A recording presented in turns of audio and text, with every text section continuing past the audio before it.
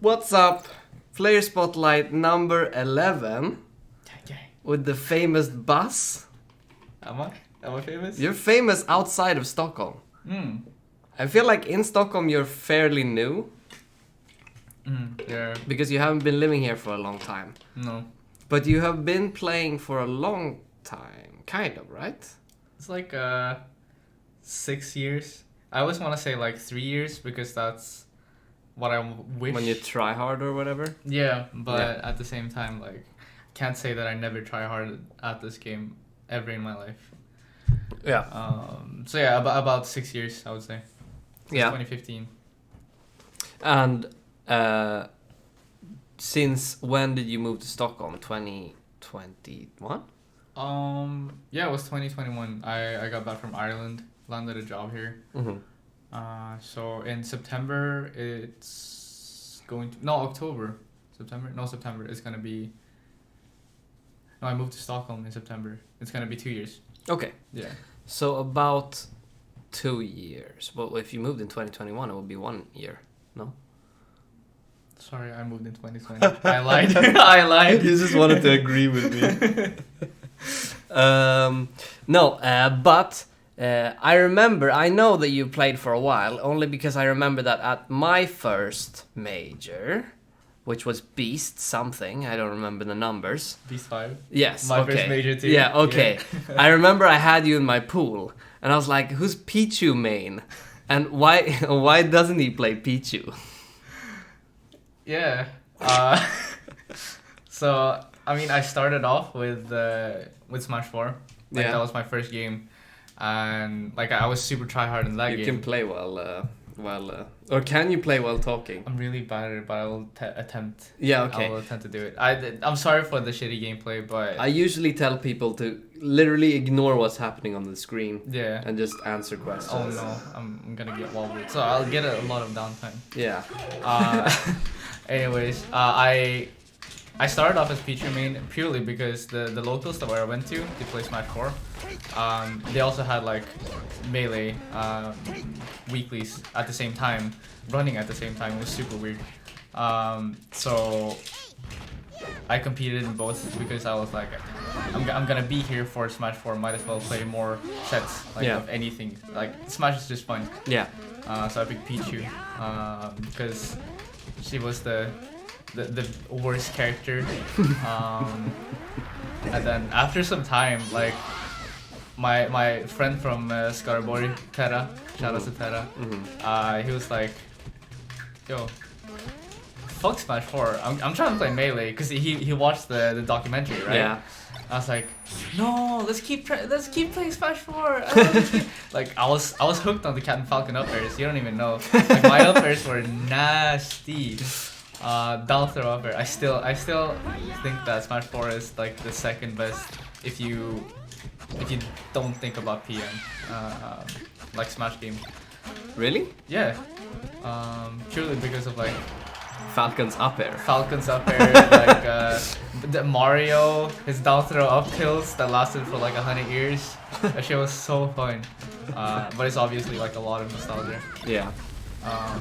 But yeah, and then we started playing at Tara's house. Like started playing Smash 4, and then I was like, hey, don't you want to play a little bit of melee? Yeah. It's like, okay, I've been beating Assassin's Smash 4 for a while. Might as well get my ass beat in return with melee. Yeah. Then we started playing. I was like, oh fuck, I don't want to play Pichu. So then I picked up Sheik. I was like, oh, okay, nice. I can do these auto combos that are like not too hard. I don't have to like wave dash, or I didn't know how to L cancel, but like I still felt like some things worked. I was just like, yeah, this is intuitive. I got this. Yeah. I can play melee. It's not that hard. Yeah.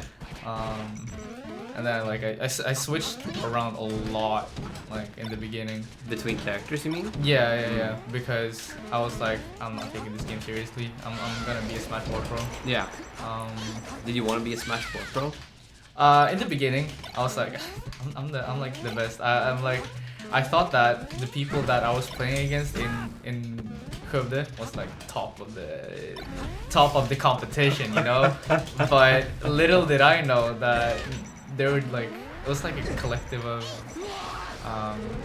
people from like the university there, who like played it super casually. I was like, oh, I got third at this turn or second at this tournament. Of course, I'm gonna be like I'm gonna be the mango of this Smash 4, bro.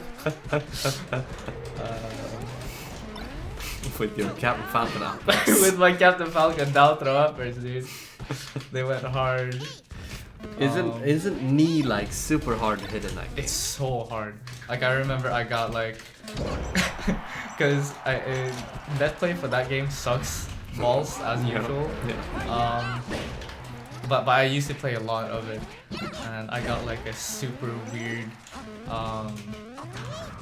like ledge stall into drop down knee on this Schultz player, and I was so proud of it. Like I uploaded it to YouTube, made like it's still up on my YouTube. It's like a hot blonde gets like kneed by buff guy or some shit. I thought it was super funny, like a porn. Yeah, porn title to yeah. Smash 4 clip. Yeah.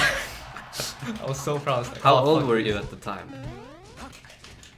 I want to say like 13, but I was like 16. A little bit too old to make those jokes. I want to make up an age. I get it. No, we all had those times at 16 where we wish we were 13. Yeah. Question mark. That's so. It's like a little bit too cringy to do at 16, but I mean, some people still make these jokes today. Yeah, that's true, and they're like. 40. You could have just been really meta. About it. True. Like following it earlier. Yeah, you were super meta before meta was a thing about that stuff. Ironically making fun of people who would title something like that. But so you before you started playing Smash Melee, you started with Smash 4. Yeah. Was that the first game you ever tried to do anything competitive in? I think the only time I tried to like actually get super nitty gritty into it and like actually practice, because I used to train karate a lot when I was a kid. So like I used to go to competitions for that too. Which grade did you end at, or whatever it's called? Which color? It was green, I believe. No, it was yellow with a little band on it, like a red. The band between the actual grades, or whatever it's called. Exactly. Yeah. But like I didn't go for, because when there's like child grades and adult grades. Yeah. So I got like the highest child grade you could get, and then I just didn't try to get more like higher up afterwards. I just wanted to compete. Yeah. And I think that's when I started like the competitive taste, especially like when you get hurt for real. Like you just like physical pain. Yeah, like I want you hurt me, I want to hurt you now. So you wish that Melee had some sort of element of physical pain? No. I don't. That's game one. Like you get chain grabbed and you just like big punch the other person. Punch him in the mouth. This is like chess boxing, but it's Melee boxing. Let's make it happen. Like an underground scene. Highly irregulated. But how come you started with karate then? Or like competing in karate? I was like just a fun thing in the beginning. Because I already did it because my dad like forced me into a lot of sports. Yeah. But karate was the only one that I was like, I can actually do something. And it was like, I did football, but I didn't really like it because... Like soccer football? For the American viewers, which we have none. Yeah, soccer, the football. Double football. Yeah. But that didn't really stick to me. Also, I think it was because I was so young that I didn't really like care about competition. Yeah. Like most of us just went there because everyone else in the class went there. Yeah. But I like felt like I can actually like do something, because I'm like kind of quick when it comes to like explosive. Like my body. Like you mean explosive movement type, like running really fast, or? Yeah, for short distances, but also like emptying your body of fluids. I'm super fast on that. I'm explosive, man. My body just Do you know about kiss moment? You know, that is what I'm... Any piss bombers in the chat? Can I get a truce in the chat? No, but like my muscles can move really fast. I don't know, like Yeah. I'm really spastic, I guess. Yeah. So I felt like I had something I could place like to my strength in karate, Yeah. and then like I felt like I could take that into melee as well. Also like, cause I know that Gillian and I have talked about it a lot. Like martial arts competing Yeah. is kind of like the same as a fighting game. Like you could see it through the same scope. Yeah. Like you want to do something that the other one doesn't want to get hit by or whatever, and then it's like countering like the, what is it called, shogi? Like there's layers upon layers upon layers, which Mhm. you have to overcome to beat your opponent and not to get beaten. So I don't know, I just think that the both mesh together. So when I was like, I don't know, it just felt natural to go into melee because... Or Smash 4. Yeah, in the Smash beginning, 4, yeah. Smash 4. Yeah. Yeah, because I was like, yeah, this is just, I can implement the things that I learned in karate Yeah. with this. Yeah. I think it's interesting that you ended up in Smash 4, not like Tekken or like one of the traditional fighting games where I feel like it would apply more. Yeah, I guess like in Tekken, I guess because it's like with the 3D aspect of it, like you have to, because there's a big thing about like which stance the other person have, or like which you want to get in on the other person and then get out quickly. That's, or at least that's how I my philosophy of fighting was. Yeah. So it's kind of like, oh, your left hand, if you're like orthodox or like stance, you have your left foot and left hand forward. Okay. And then like you can't just swing in with your right hand without having a setup. Yeah. Or you could, but then that would You'll be be leaving yourself open. Or... yeah, like your whole rib section would be open. Okay. But it's like you have to think about that in Tekken. But I guess I didn't really play Tekken. There was no tournaments around it, so there was no like competitive aspect for me to it. Yeah. So I guess that's. But I tried Tekken afterwards, and I think it's super fun. It's just like so fun. Yeah. Yeah. It's interesting to me that it is specifically the left hand. Is it because the left foot is the most dominant for most right-handed people, or is there? What's the reason? Do you know? Yeah. So it's like if you're right-handed, you're supposed to like have your right hand as your power hand, or normally that's like the most common, I think. Yeah. Other people, like I switch a lot because I don't think it's ambidexterity, if that's a word. Yeah. Or if it's like preferring to have my power hand as my like jabbing hand. Yeah. And also like it mixes up your people who aren't ready for it. It's like has a hard time dealing with it because of like, especially with kicks too, because then like your hardest hitting kick will be your forward leg. Yeah, the one that they think is the weaker one. Yeah. But also like your hardest hitting kicking foot or leg becomes like the most targetable thing in the world. So it's like a double-edged sword, unless you are indeed like right-handed / left foot. Yeah. Yeah. Yeah, I think it's that part doesn't really translate to melee very well, but to Tekken it does definitely. Yeah. But what do you think drew you to Smash 4 then? I think it was just like stubbornness and like wanting to prove myself, because I didn't do very well in karate. Really? No. But like in Smash 4, like started of course beating your friends. Yeah. And then like Terra and I got a little bit more into it than our other friends. So we started practicing, and then it became like a rivalry slash practice partner thing. And we just like pushed each other further and further. And when we went to our first tournament, like I think I got second at the local. Yeah. And I lost against I remember it so vividly. Kohawk, the guy that was like the best Smash player there, in this dank ass like cellar.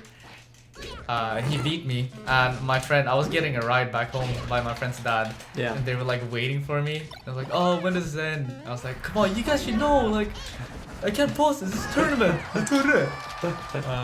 And they were like, they wanted to go home, and his dad was getting like impatient. So when I lost, I was like, fuck, and I ran out of the, because they were all waiting in the car. I was like screaming, not screaming, but like, fuck this.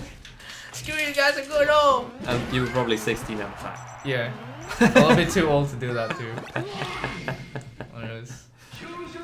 Why did you feel like you wanted to compete in karate if you felt like you didn't do pretty well in it?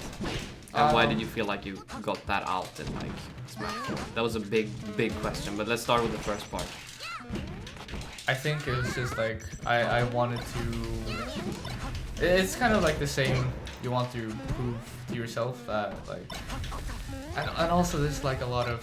It was a lot of testosterone around that time. Like I had to prove myself to be a man, you know? Yeah. Like, yeah, I can fight. I know how to fight. But also like it's fun. It's, yeah. Like competing is always fun. I've always thought that competing is integral, like in my life. Even if there's no competition, I've always been like competitive. Yeah.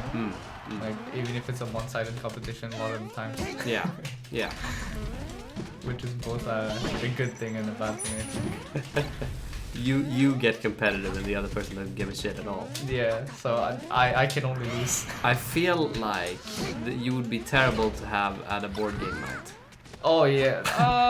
I think now I've calmed down with it. I'm like, okay, this I can recognize like, do I care about this as much as Melee? Yeah. Kind of. That goes through my head more times than I would like to admit. Yeah. That was interesting. That was very bad. You may switch opponent when you want also. No, I want to get Just letting you know. I want to get this. It's not often you get a nice climbers on ranked. It's true. It's true. No, but and then you felt like you wanted to start playing Smash, and so you started with. I didn't want to like heckle you into switching. I was just telling you. They quit. Okay. You felt like you actually gotten out on the competitive thing, and that you felt like you were actually good at Smash 4, even though you did lose that basement tournament where you were yelling. Very pathetically, might I add. Very pathetically yelling? Yeah. Or very pathetically lost? No, I think a little bit of both. I mean, I think I got like... I think he switched characters on me, like, to troll, and I was like, fuck this guy, you know? He let Mario and he down throw up tilt me, like, now I thought that was hype. Yeah, now I think it's hype, but back then I was like, that's so cheap, so cheap. I wanted to, like, just quit out. Yeah. That's cheap. And you, what happened? Was that the first tournament experience ever in that dank basement? No, you said you got third at your first, but that was Smash 4, of course. Oh, yeah, no, that was the one where I went out screaming, and the first competition that I went to, or tournament. So that was my first like ever tournament experience. Yeah. How did you find entering a Melee tournament in contrast to a traditional karate tournament? I think a traditional karate tournament, it's more like, it's because like karate is very much about like respect and like honorifics and shit. Yeah. While Melee is like a lot about disrespect. And yeah, it's like it's like in the documentary, like Dr. Pee-Pee. Yeah. And like in karate, you gotta like bow towards the audience. You gotta bow to the person you're facing. You gotta bow to the all of the judges. Yeah. So So it's a very large contrast, like in regards to like the formalities, I guess. Yeah. And also you get hurt. That's a big difference. Yeah. But in Melee, you get hurt emotionally. Yeah, that's true. If you let it get to you. If you let it get to you. This is true. But you said that you switched to Melee because your friend wanted you to start playing it. How did that go? Yeah, so I think like we started playing Melee a little bit. I started it for fun, but he actually like practiced, and I What does practice mean? like teaching himself like tech skill and like L canceling and all of that, like the first steps to to play it. So like I noticed, because I usually won in Smash 4, but when I started playing Melee, I used to like get my ass beat. I was like, fuck, I can't lose this. I can't lose in Melee. Like I gotta win. I'm supposed to be the better Smash game. Yeah, kind of like that. So then, like for every new piece of tech that he learned, I learned, like vicariously by, I guess. Do it? Yeah, kind of. And I like just had to. I understood how to use it depending on how he used it. And then like I started picking up more and more, and then I actually eventually started learning myself when I got a CRT and like modded my Wii and shit. Yeah, because I was gonna ask you that. How did you learn it if you didn't have? Because I'm guessing you didn't have a setup at that point. No. So we had he actually bought Melee, I think, for. No. How it started was we started playing like on the net play. The dolphin thing. Yeah. And that's how we played it. That's how we started it. And then eventually we got it.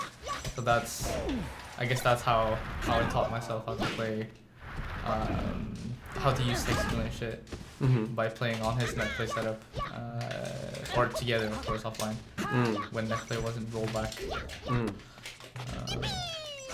But yeah, and it was kind of weird because in the beginning I didn't really understand how to, like I knew how to do the motions, but I never understood how to implement them.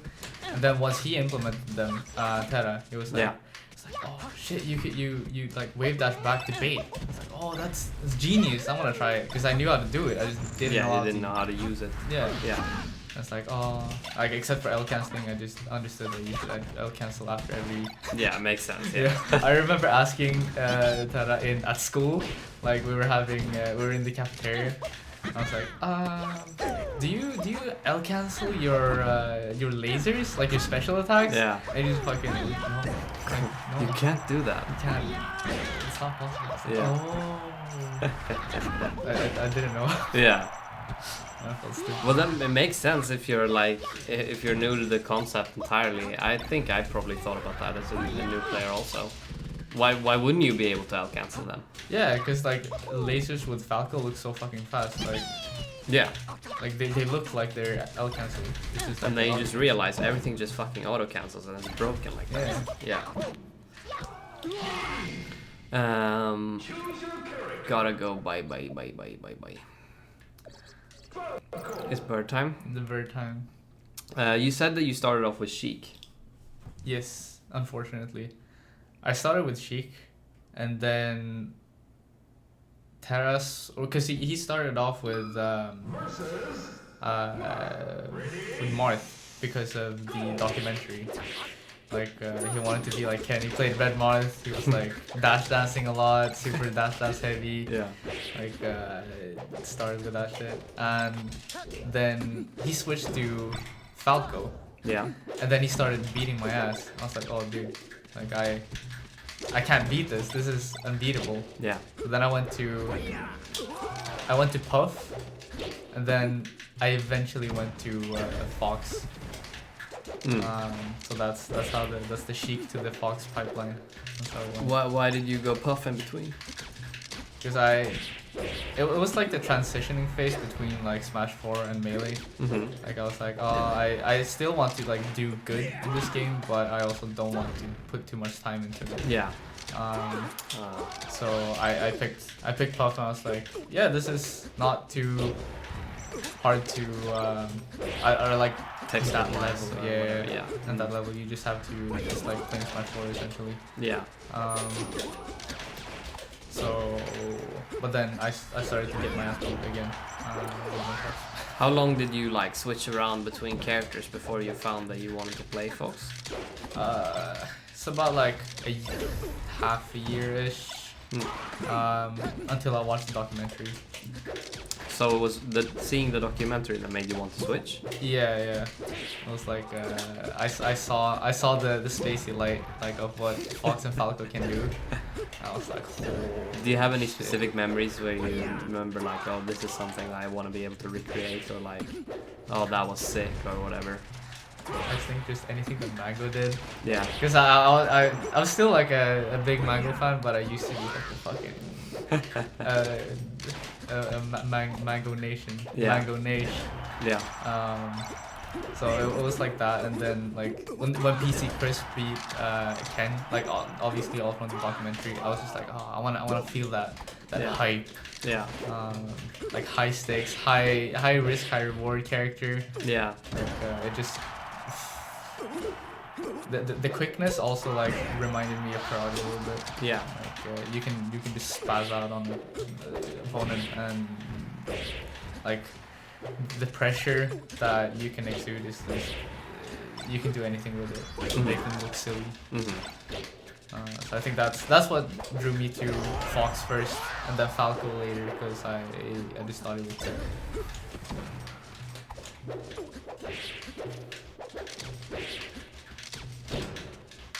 So you felt like picking Fox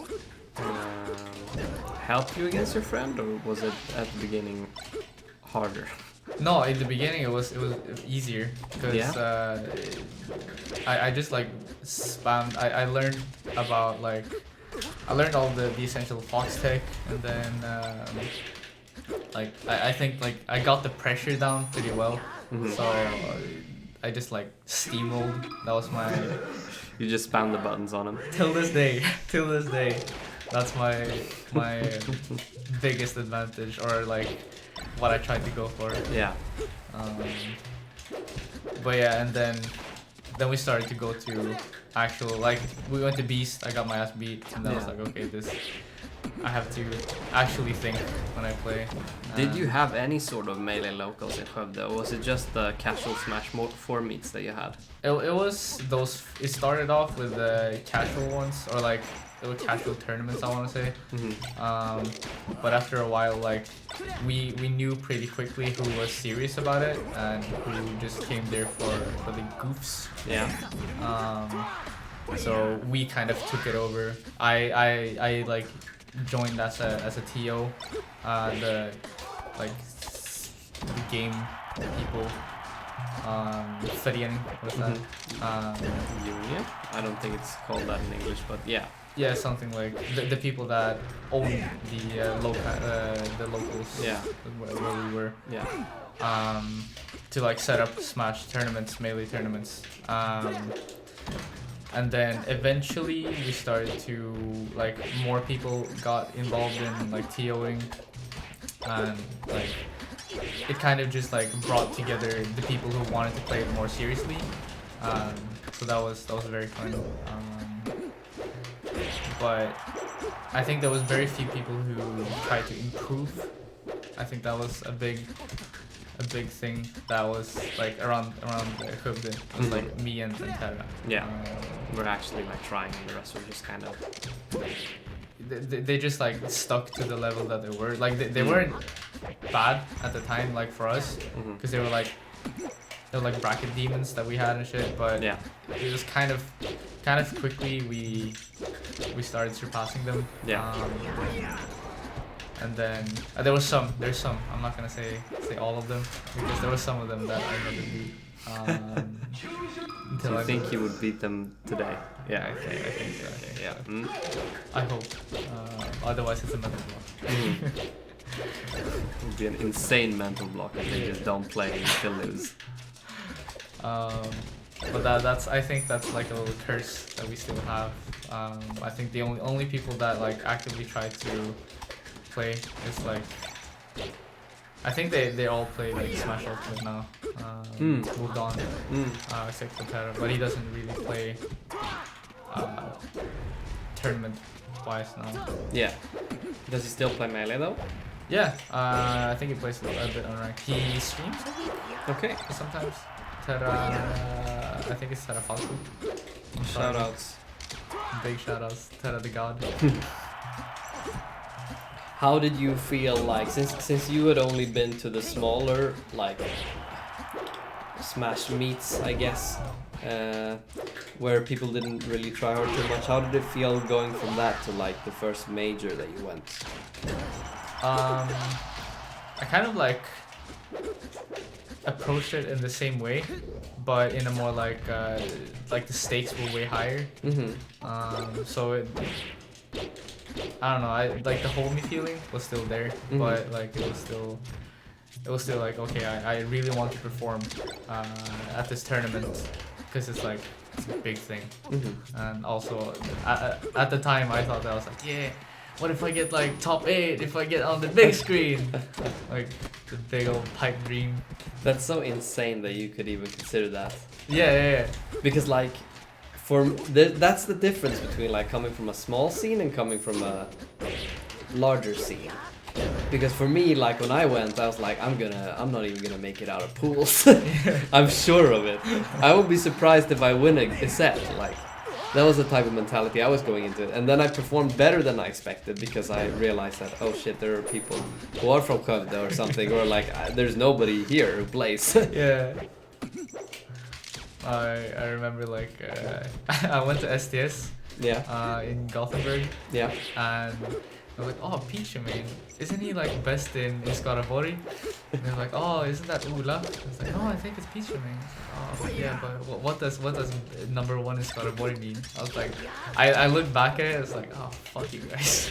I think it's the same tournament I got fucked up by Mrs. Bowser on Yoshi Story 2. Who is Mrs. Bowser? No, Nisse. Nisse's Bowser. Yeah. Oh, I thought you said Mrs. Bowser. He was some like O2 guy who I'd never heard of before.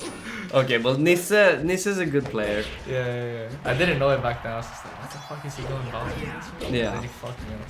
Yeah. But this was way after your first major, right? Where you went Yeah. to an STS. Yeah. Because Nisse wasn't playing until way later. Who did you go to?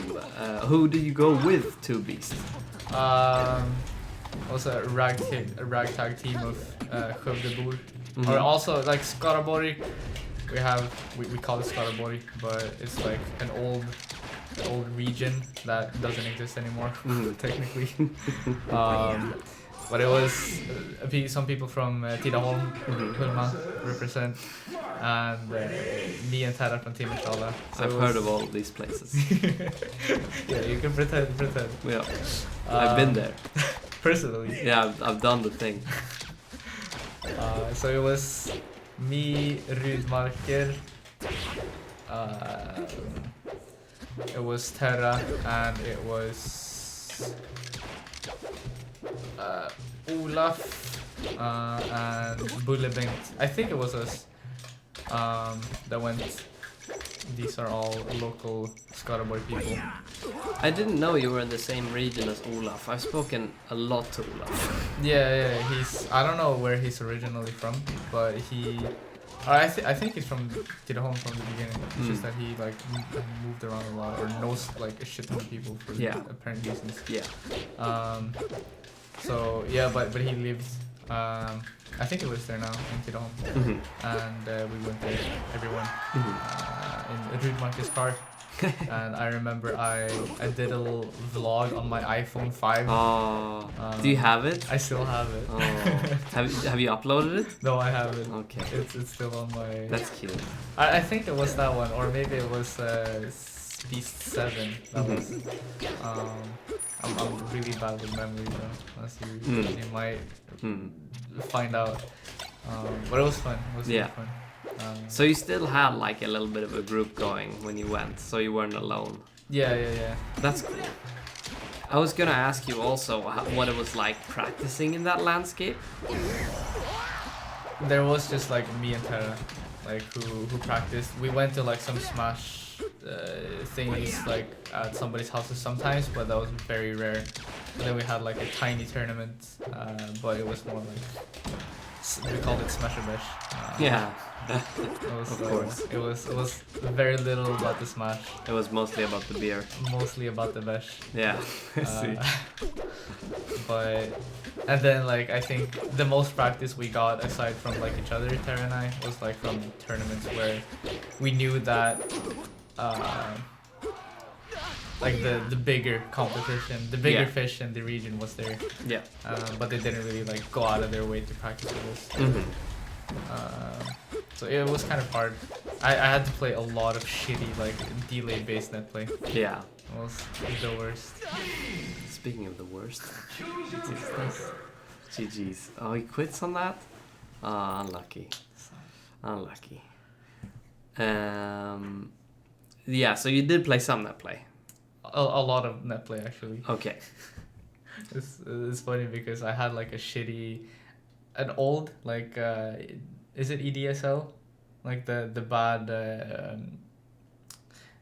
we got like really shitty internet at my parents' house. Okay. We had so I had to give out my IP address to do direct connect, which I've done that too. which at the time I didn't really know the consequences of doing that. But now, like, after I'm like, oh, shit. I still don't know about I don't care about the consequences. I had the game, brother. Yes, I had yes, the game. True. Was it in the NetPlay Skype chat that we had? I never experienced the Skype chat. I was Oh, only in you Discord. missed out on some legendary content. But yeah, so you played. What did you play on? Anthers? No, I just went in Discord. So it was Discord at that point. Okay. Yeah. I was kind of late to it. Yeah. So it was the Nordic Melee NetPlay Discord. Yeah. Spillenoen entered a lot of those. Yeah, I think that's where I started to like find more consistent practice, like against humans. Because like Tara and I have been playing for like 2 years or something. Up until that point, so we already had like the largest meta game in the world, like us two in between.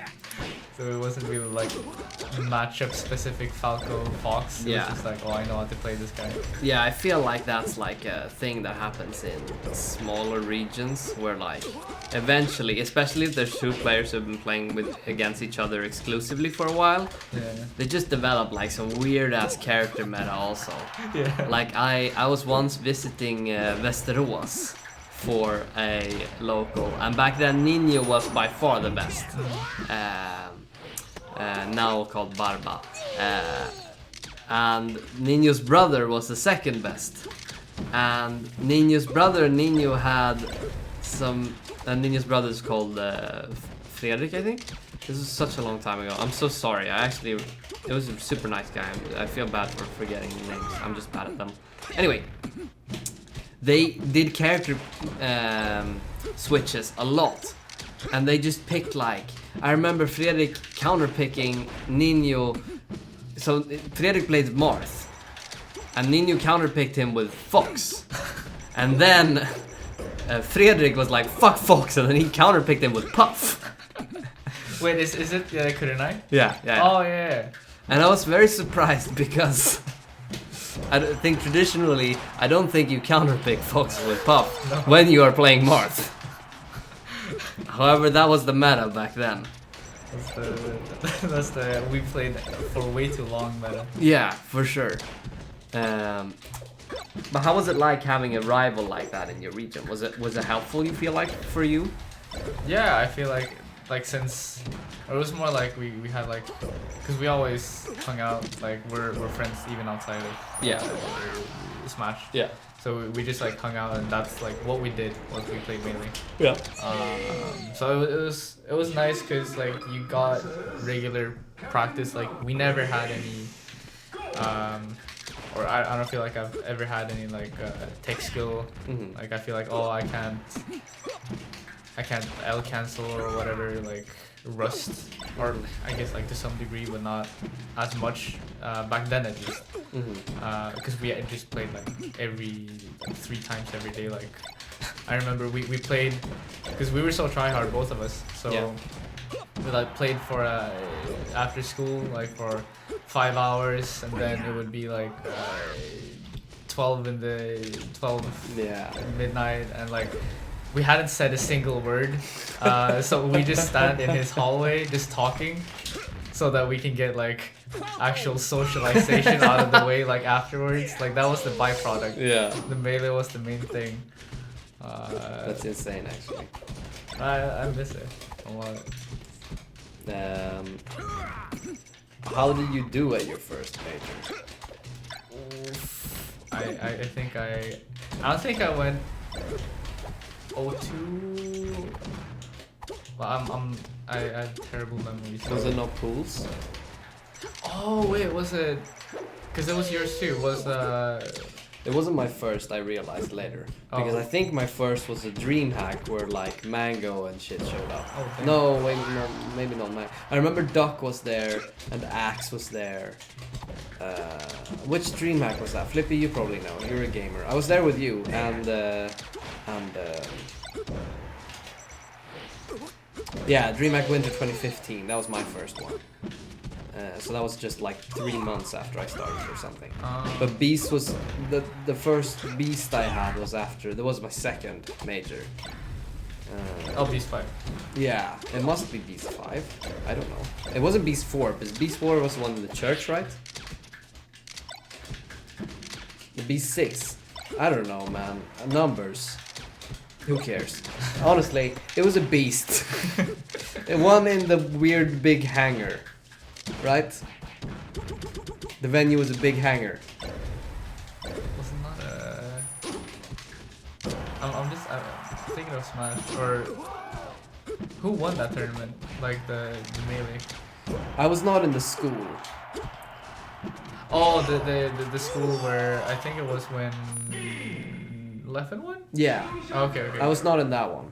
Were you in that one? Yeah. That was my first. Then you had a tournament earlier than me. Was that Beast 4? Beast 5 was in the school.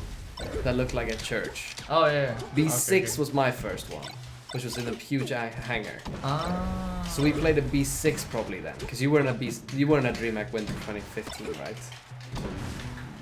Was it the one that Hbox won? When he cried? Think. Was Hbox there? No, Hbox was that one? Dude, I just remember I have this side story I always talk about on. It was 2015, dude. I'd only been playing for like a couple of months. Okay, there's a whole tangent, but I have to tell it because it's so fucking funny. It's when Hbox went to DreamHack Winter 2015. He had a huge meet and greet booth. Do you know this? Yeah, you told me.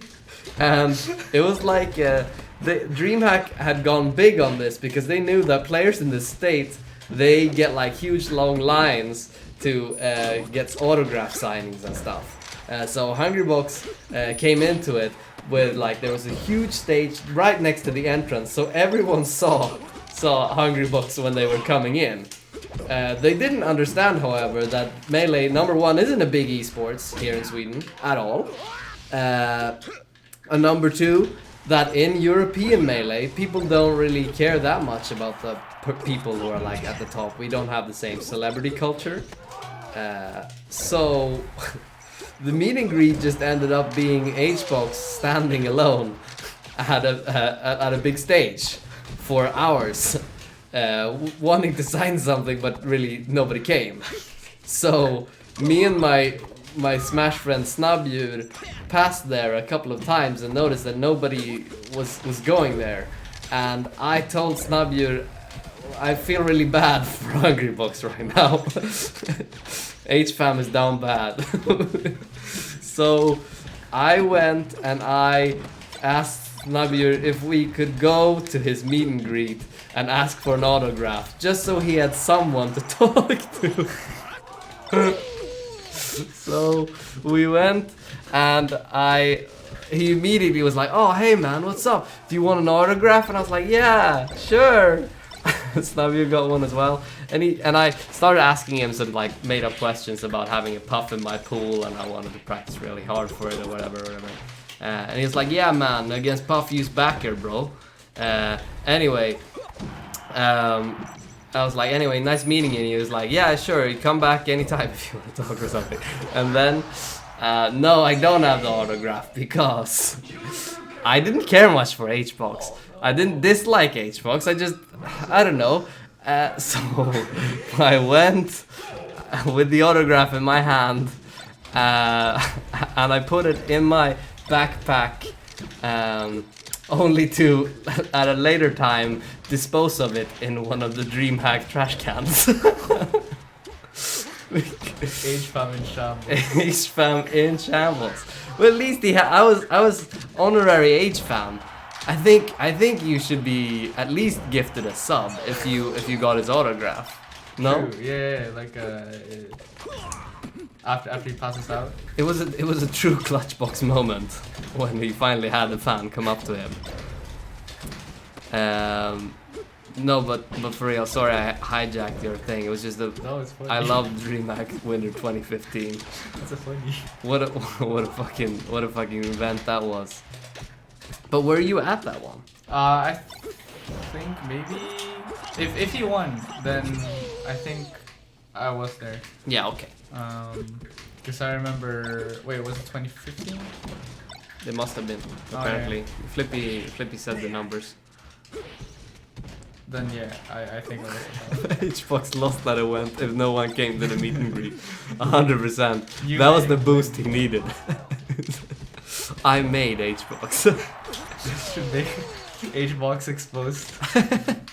Somebody clip this and post this in Hbox chat. r/Hbox. Specifically the part where I throw his... No, don't do that. That's so mean. I'm not that mean. I just didn't care much for an autograph. And it was taking up space in my bag.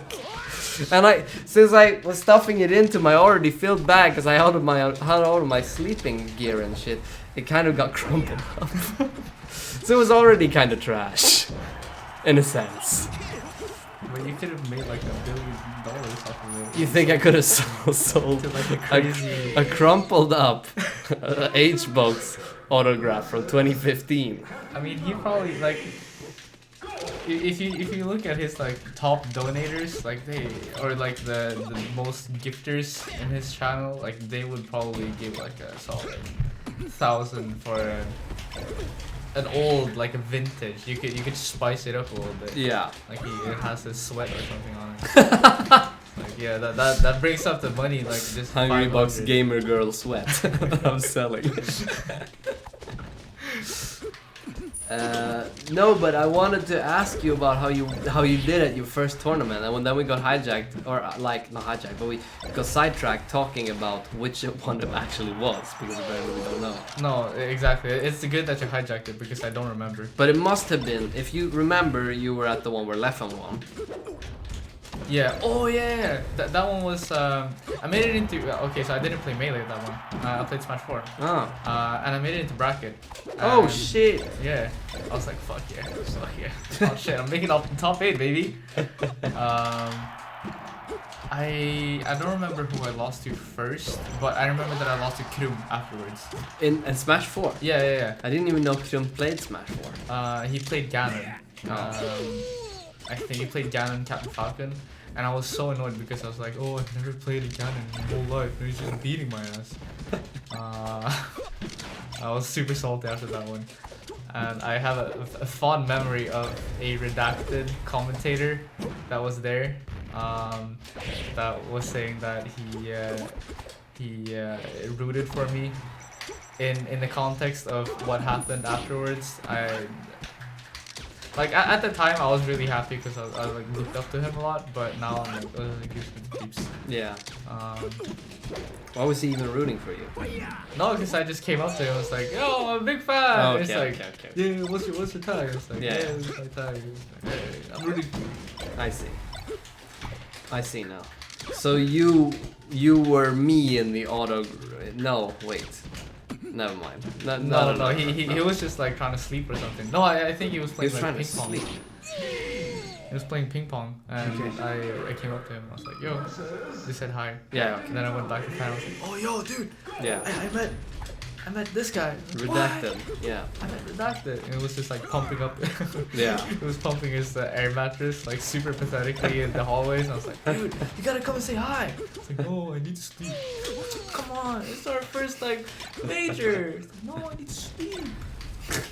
It's bracket tomorrow, bro. Yeah. How did Terra do? Was he there? Yeah. I don't think he made it into bracket. Oh. It was kind of sad. Pour one out. Did after you after that tournament you started playing Melee then? Yeah. Because I guess you did play me in Beast 6 Yes. in pools, and that is what I remember. So that must have mean that you were playing Melee by that point. Yeah. Were you still keeping up with Smash 4, or did you like quit it entirely then? I think I just quit it entirely. Like Melee was way too hype. Yeah. I got like super sucked into it after the documentary, and I barely like touched Smash 4. It was only like when I played with some of the original friends that like just wanted to play casually. Yeah. And I still regret, or somewhat regret getting into competitive Smash because casual Smash is so fun. But after you start competing it, like there's no going back. You're like, oh dude, I could hit that combo. Like, oh no, I had that read. It's like when you play casually, you're like, oh nice, it's a Pokemon ball. Wonder what could be in that one. It's like no more thought. Yeah. What the hell? What does Mew even do? Yeah. It's like, oh no, you're cheating. You're using the side B move. Yeah. You can't use that. Did you have arbitrary rules in your friend group about how to play Smash? When I was a kid, I tried to, or I had this arbitrary rule myself. Like my first Smash was 64. Yeah. When I was like 7, Mhm. and I was like, can we all like? I proposed to all my friends like this shitty idea of only using B moves, like only picking Pokemon because I love Pokemon.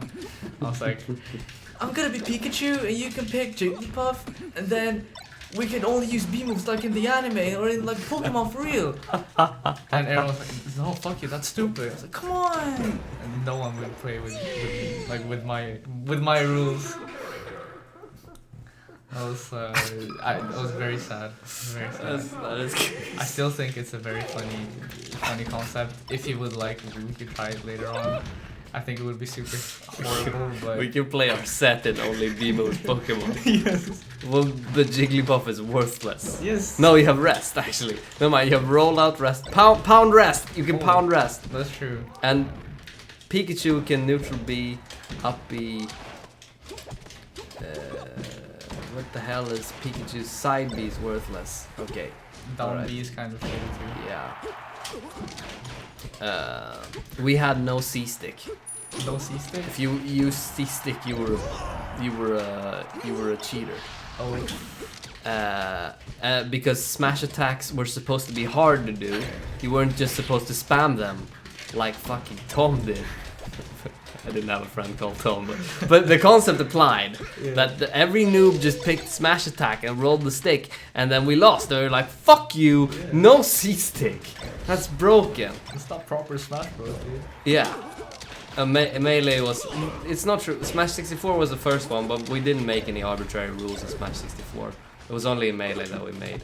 But I don't think it's because in Smash 64 you had to do smash attacks by smashing the stick and doing aim. Oh yeah, there's So C-stick just made it easy. And C-stick, we had proof that C-stick wasn't supposed to be used because in single player mode, no C-stick. So clearly, if you wanted to be good at the game, you had to be able to play without a C-stick. checkmate. Yeah, Each players. we actually had these arguments when I was a kid.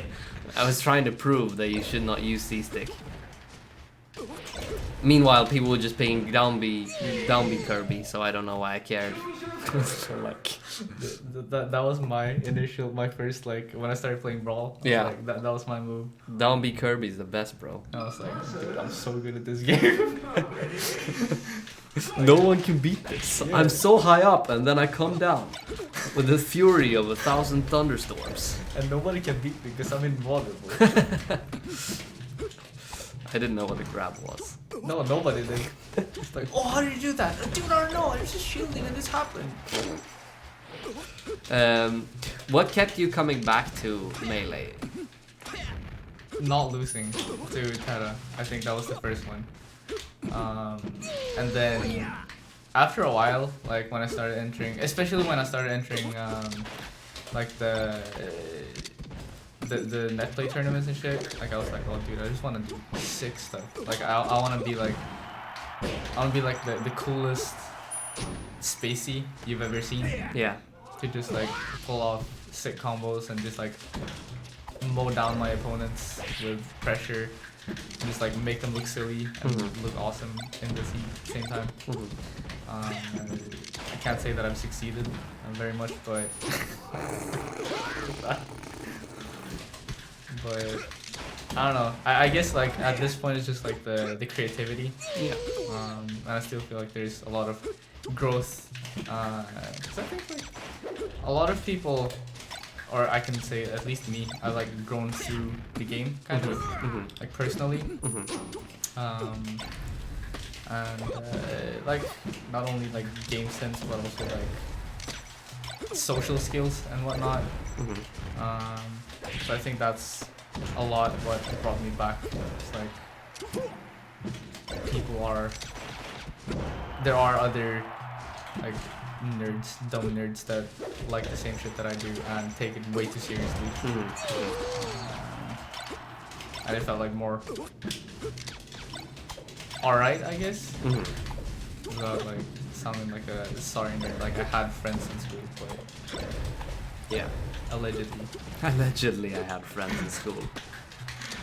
And these friends you didn't talk to for an entire night until you were leaving. What? I'm doing a callback to when you were playing Smash with Terra and you didn't talk for the Oh yeah. entire night, and then you left and you said, anyway, how was your day? Exactly. We Brother? just sat in silence. Yeah. That's what we did. That's gamer moments. Did you do you feel like the things you've learned in Smash have helped you in any other avenue of life? I think TOing helped a lot, like with organizing, like actually feeling like you want to put time. Also like work ethic. I think a lot, like it made me realize that you have to work for shit if you're not naturally good at it, which is a lot of things. So I guess like I think it's kept me humble. Let's say that. Like I don't think that I'm a very braggadocious person, and I think that a lot of that comes from like just knowing, not knowing my place, but like knowing that there's always like you're gonna be better than other people, but knowing that others are.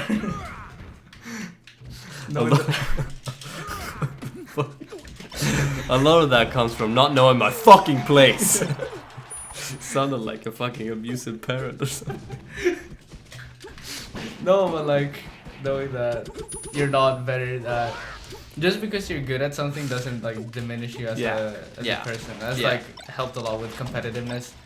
Cause like I remember in school, like at gym classes, I would be like, oh fuck, if I don't score the most goals now, I'm worthless. Oh shit. I'm like, I don't know. It's just like too much of an ego. I think like, coming down to earth by getting too old by like someone who's played for 15 hours in Melee, just it humbles you a lot. Yeah. You said you touched a bit on your mentality, or not mentality, but your how should I say, your view of Melee, where you talked about being quick in and out and also keeping the pressure on. Can you talk a bit about being quick in and out and keeping pressure on? Yeah, I think like Are you fast in and out? I'm super fast. I think like most of it comes down to like the shield pressure that I want to achieve at least. It's more like the playstyle I want to go for is like unpredictable on at least like on shield. I think that's where I've gotten the most success out of it. But like trying to not read a role per se, but like standing there and just knowing that they don't know what I'm supposed to do or what I'm going to do, and like they're just shaking in their boots in the shield. That is, I strive to achieve that moment. You want to create a feeling in the opponent where they feel like they're getting like super pressured and don't know what to do. Yeah, like they pick a shitty option and then like they're like, oh fuck, why did I do that? Yeah. And then they look silly and I look amazing and I'm just like triumphantly SD off the stage. You want to do the like lovage thing. You know the one, right? Where he does the shine and then reads with the roll with an up smash. Yeah, kind of like Yeah. the mango puff. Yeah, the mango puff is a similar one. Yeah. Yeah. Like be in the opponent's head. That's like be. I guess like be everywhere and nowhere at the same time, which is really fucking hard. But what can I say? I'm trying. I feel like people usually talk about how melee is a form of expression of your personality. Do you feel like this is a reflection of you as a person? I think so, a little bit. Like, I think obviously I don't want to like bulldoze someone in real life. Of course not. But I guess it's like Choose your character versus Captain Falcon. okay, without sounding psychotic. I like where this is going. No, but I think because I always liked like listening in on drama like in school and like understanding where like, oh, this person doesn't like that person, like just gossip shit. And then like insinuating small like tidbits of like, oh, then maybe they think this about you. Like later, like now I've tried to turn it like positively, but I can't say like when I was a kid I was a shithead. Like I tried to sow malicious intent in people in school sometimes. Not all the time, but Just to like see if you could do it. yeah, sometimes. And like it was mostly harmless, like as a joke. More like obvious things. I don't know how to explain it. But I don't know, like quick quips I think was like my thing back in the day. Yeah. And like I think that reflects kind of like I want to not bulldoze, but like I want to make my point in a Assertive way. yeah, kind of like also without taking too much responsibility. Now that I think about it, when I say it out loud, it doesn't really make sense at all. No, it makes sense. I think. Yeah, kind of. To you, it's about creating a form of empowerment.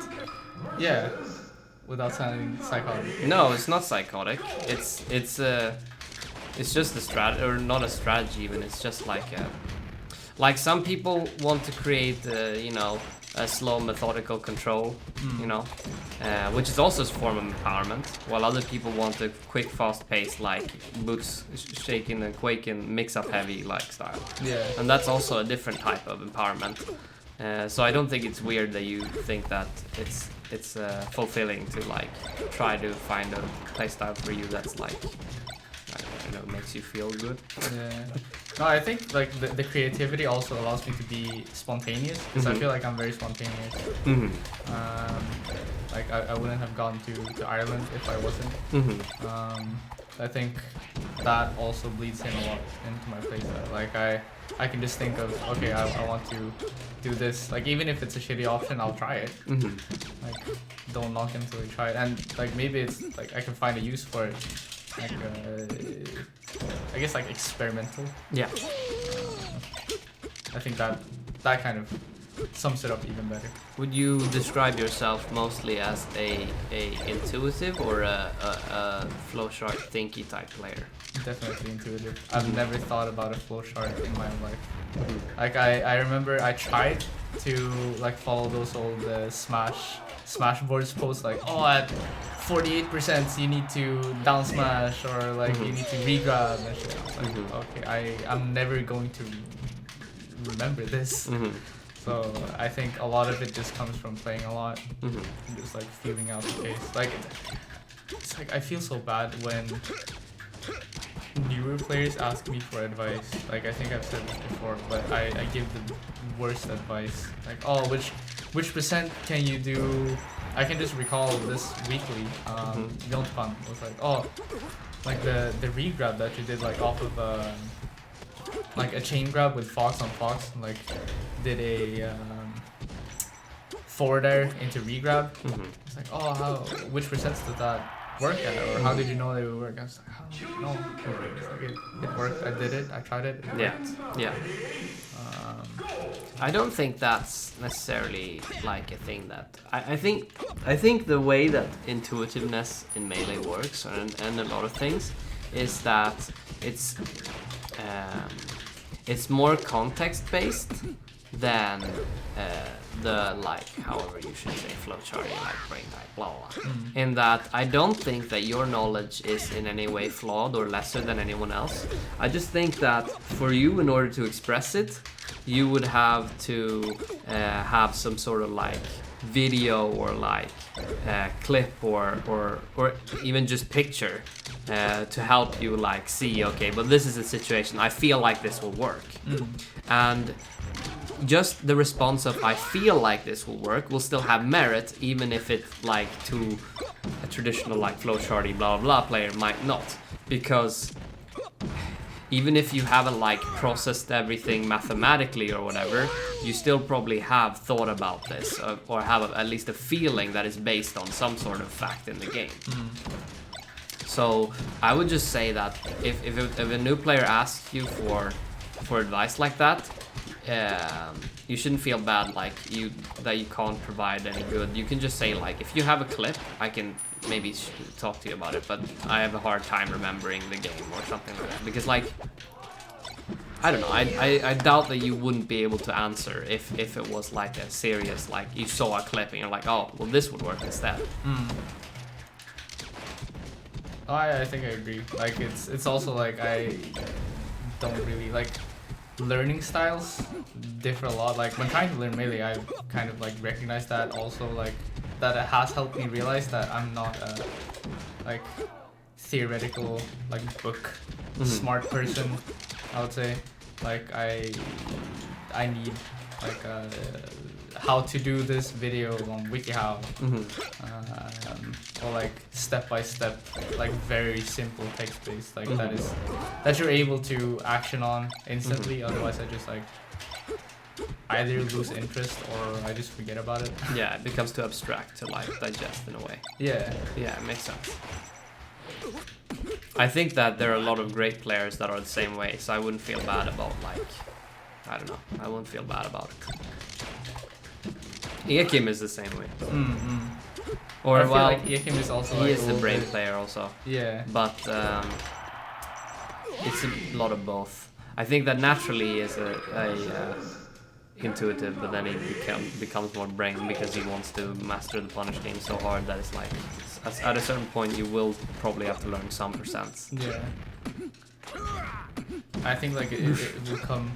It'll come sometime, like when I feel like I need it, or obviously I do need it, but when I like want to, I feel so weird saying like I want to solve this problem. I don't want now, but I want it later. But like if I feel like I cannot circumvent this without like actually looking at understanding something. Makes sense. I'm going to ask you about creativity you mentioned. I know that you do a lot of music in your spare time. I do. I wanted to ask you about how you feel like music relates to Smash and the creative process, if there's any overlap for you.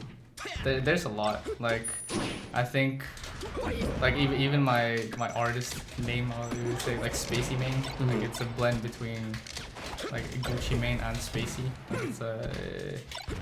It's a play on words, like both. Yeah, you get it. Yeah. Thank you, Father. It's not very complicated. You see, Spacey is a term in Super Smash Bros. Melee. I thought Spacey was Sheik and Marth at the beginning because I thought they were spacing moves. Oh, yeah, that could make sense. Also Puff in that sense. Yeah, I guess. I thought they were Spaceys. But yeah, I think like I have a couple songs about Smash, namely Bus, which is about me and Sharp. Just fucking taking the Irish people to town in doubles. It was so fun that I remember like as soon as we won, like went home on the bus, I started writing the song like in the bus. I was like, yeah, Bus, det var det man du kan. I was like, fuck this is it. And there's like a lot of, because like the music in Melee is also, or in any Smash game I would say, is like fucking top notch because it's fucking Nintendo. Yeah. Like I use a lot of like Melee sound effects in my music too, because I both produce it and write it, or do vocals, I guess. So like even in like one of my latest songs, I used like an excerpt from the documentary, like the PC Chris, when he talks about his Hawaii tournament. Yeah. And it was just because it was like a more like a summary type beat. Yeah. And like the whole vibe was just like relaxing, feel good song. And I was like, yeah, this PC Chris code is gonna go so hard in this song, and it did. Yeah. I think it was perfect. So yeah, there's definitely a lot of overlap. Do you feel like you go about music the same way you go about Melee? Yes, definitely. Like I do it more like, it's less of a routine, it's more like, or I guess it's a routine, but I just do it when I have like an idea. Or just like, I can also do it when I'm bored. So it's like a twice motivating thing. Then again, I get in a lot of like slumps as well as Melee, like when I just don't want to play or don't want to make music. Yeah. But funnily enough, it kind of goes back and forth. Like I want to play Melee and then I don't want to do music. Then I play Melee. I just like try to do as good as I can as Melee. Yeah. And then when I'm like not tired of Melee, but like a little bit less motivated, I'll start like doing music and shit. I think it's good to have. I think those two are like, they complement each other in my life at least. Yeah, it makes sense. You mentioned moving to Ireland.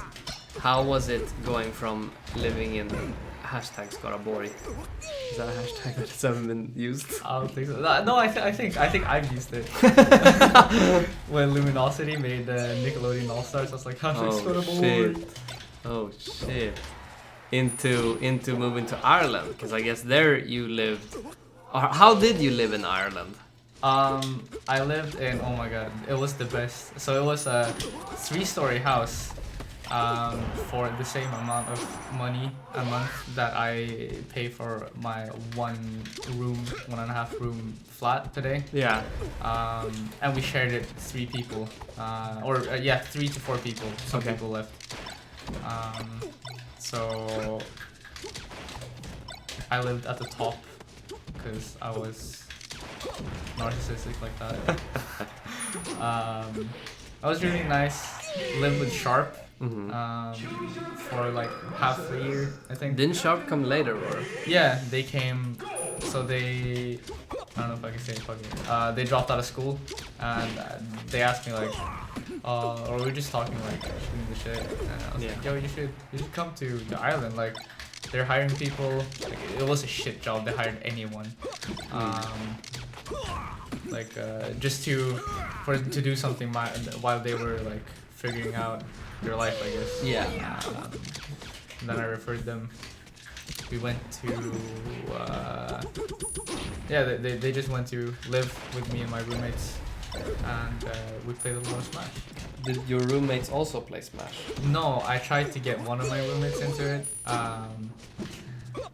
but he was more of like a football.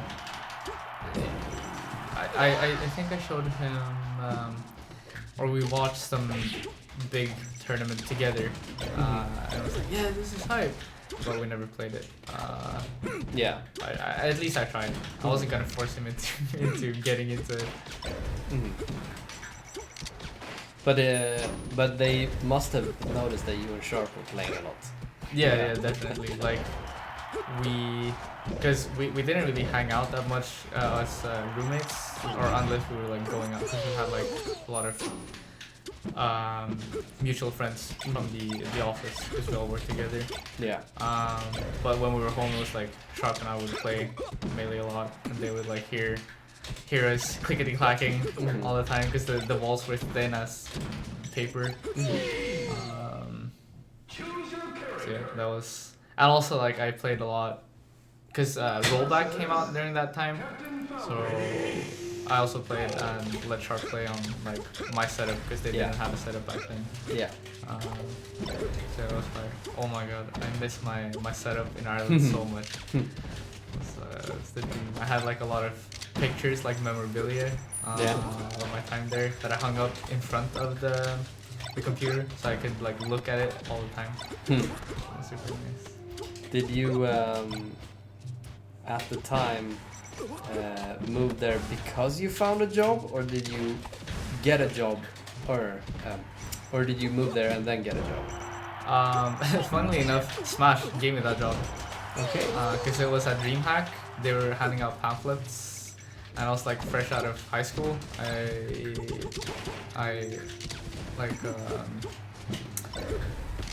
I worked like with elderly care for like the summer, and then they just had me like on the hour if they needed some extra personnel. They just called me in. So I didn't really have officially a job. Yeah. Kind of. So I went to play Smash at DreamHack, and they handed out pamphlets, and they were like, "Oh, do you wanna work outside of Sweden, like abroad?" Like, fuck yeah, or I'll take any job at this point, because my dad was really like, "You're gonna work if you if you don't study, you gotta work." Exactly. And I was like, dude, I was so done with studying. So then it was like in the span of 2 months I got the job, like all the interviews and like setting up so that I could move there and shit. Because they paid like a relocation package, like hotel and stuff. Okay. It was really smooth, and then I just ended up in Northern Ireland. Northern Ireland is a part of UK though. Yes. Right? No. Yes, but on the no, but on the download, yes. The download, yes. The heck does that mean? So, they had like I think in the 50s. Yeah. They had like a war. Like civil war. Yeah. All the troubles. Yeah. And it was like between the Catholics and the Protestants. Yeah. So the Catholics they call themselves Irish. Like they wanted to be a part of the Republic of Ireland, and the Protestants wanted to be a part of the UK. So it's like I guess like maybe not so much, or a little bit for like our generation. It's not super touchy, like my girlfriend can joke about it. Yeah. But like for parents or whatever. Yeah, for like people in the previous generation, like that's I think it's still like somewhat of a big deal. But that was, funnily enough, when I announced to my parents that I was going to Ireland, Northern Ireland. I hadn't heard about Northern Ireland before I got the job. Yeah. Because I only thought that Ireland was Ireland. Yeah. My dad made me like do research and do like a PowerPoint presentation on it to like know what I was like getting into. I was getting into so much trouble, but know the history of it because he was really skeptical about me going. But then I would like to say that I got educated and moved away. Yeah. But it was so, because it's like as big as Malmö, I would say, Belfast. Yeah. So it's compared to like Stockholm, it's not super large. Yeah. But compared to Timmersdala or even Cove, It was a big town. I was the little fish in the big pond. It felt like fucking New York when I came up there. Yeah. So it was very intimidating. I mean, I think Stockholm is even more intimidating in that sense. But back then it was like going straight back to back from Timmersdala to that was like, oh my god, what am I doing? Like I remember the first night I went to a restaurant by myself, and I had never been to like a restaurant by myself. I never really thought about how you order. I was just like, oh, you just go like at McDonald's. You just go up to the counter. You're just like, I want a chicken McFeast. I was like, no, just sit down at the table and we'll come. Yeah. Oh, that's like huge character progression for me. Like the first night. So yeah, a lot of. I guess it gave me like a lot of confidence, like living by myself in another country. How did you feel like the Smash scene was in Belfast, Northern Ireland? That is not Ireland, but it's Ireland. But it's Ireland, true. It kind of reminds me of Skaraborg a little bit. Like there's some people, like now I know that, or I think that Frog Trip is from Northern Ireland, and there's some more young player that I can't remember now. But they're from the north, and they're putting in a lot of work. But when we were there was like not a lot of people that super duper tried. I mean, Mint is from Northern Ireland. So yeah, I thought so. Yeah, and Maxi, Connor, the Puff player. So they were already established as like super good, and Maxi was like, he was on his way to like get a degree in fucking piano or something. So he was already like going out of the scene and started like coaching Kingu, I think, to like be his successor or something. So there wasn't a lot of, I don't think there was a lot of motivation to play. Aside from like the bigger tournaments, where like a Mint or like a Verdant would be at. What character does Verdant play? Which character does not play? Okay. When he freaking sauced on me at was it Impact? I think he switched between. I think it was Fox, Puff, and Sheep. I was like, what the fuck? So I'm not wrong when I feel like I don't exactly know which character Verdant plays. But I think mainly he plays Puff and Fox. I think that's his strongest characters. Yeah, I get it. So it reminded you of Skaraborg in the sense that the local scene was kind of meh. Weren't there many tryhards except for you and Sharp? Yeah. But when you went to a larger event, there was a big difference in like, I don't know. Yeah, in like trying. But how far was were the larger events from like where you lived? I mean, they were in the south mostly, like the Republic of Ireland, so in Dublin. Or that's the ones that we went to at least. And it was like it's like going to Gothenburg from Skövde. So it's like 3 hours perhaps. No, not 3. It's like 2 hours. Yeah, about 2 hours, like in a bus. Yeah. But I really enjoyed going to Dublin. Yeah. Because it was like, it looks super nice. Like, not to Like throw as any a city? shade. Yeah. Not to throw any shade on Belfast, but Belfast is fucking dirty. Like it's I love it. Like it's gritty, but it's charming. This is my pigsty. Yeah. Well, I guess like I didn't really experience living in Dublin, so that's why I guess that's why I have that view on it. But Yeah. I think it's just like a super beautiful city to walk around in. Oops.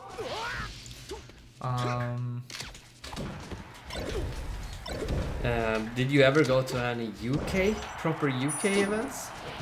I wanted to go to Fate, Mm-hmm. but I think they closed down for Corona.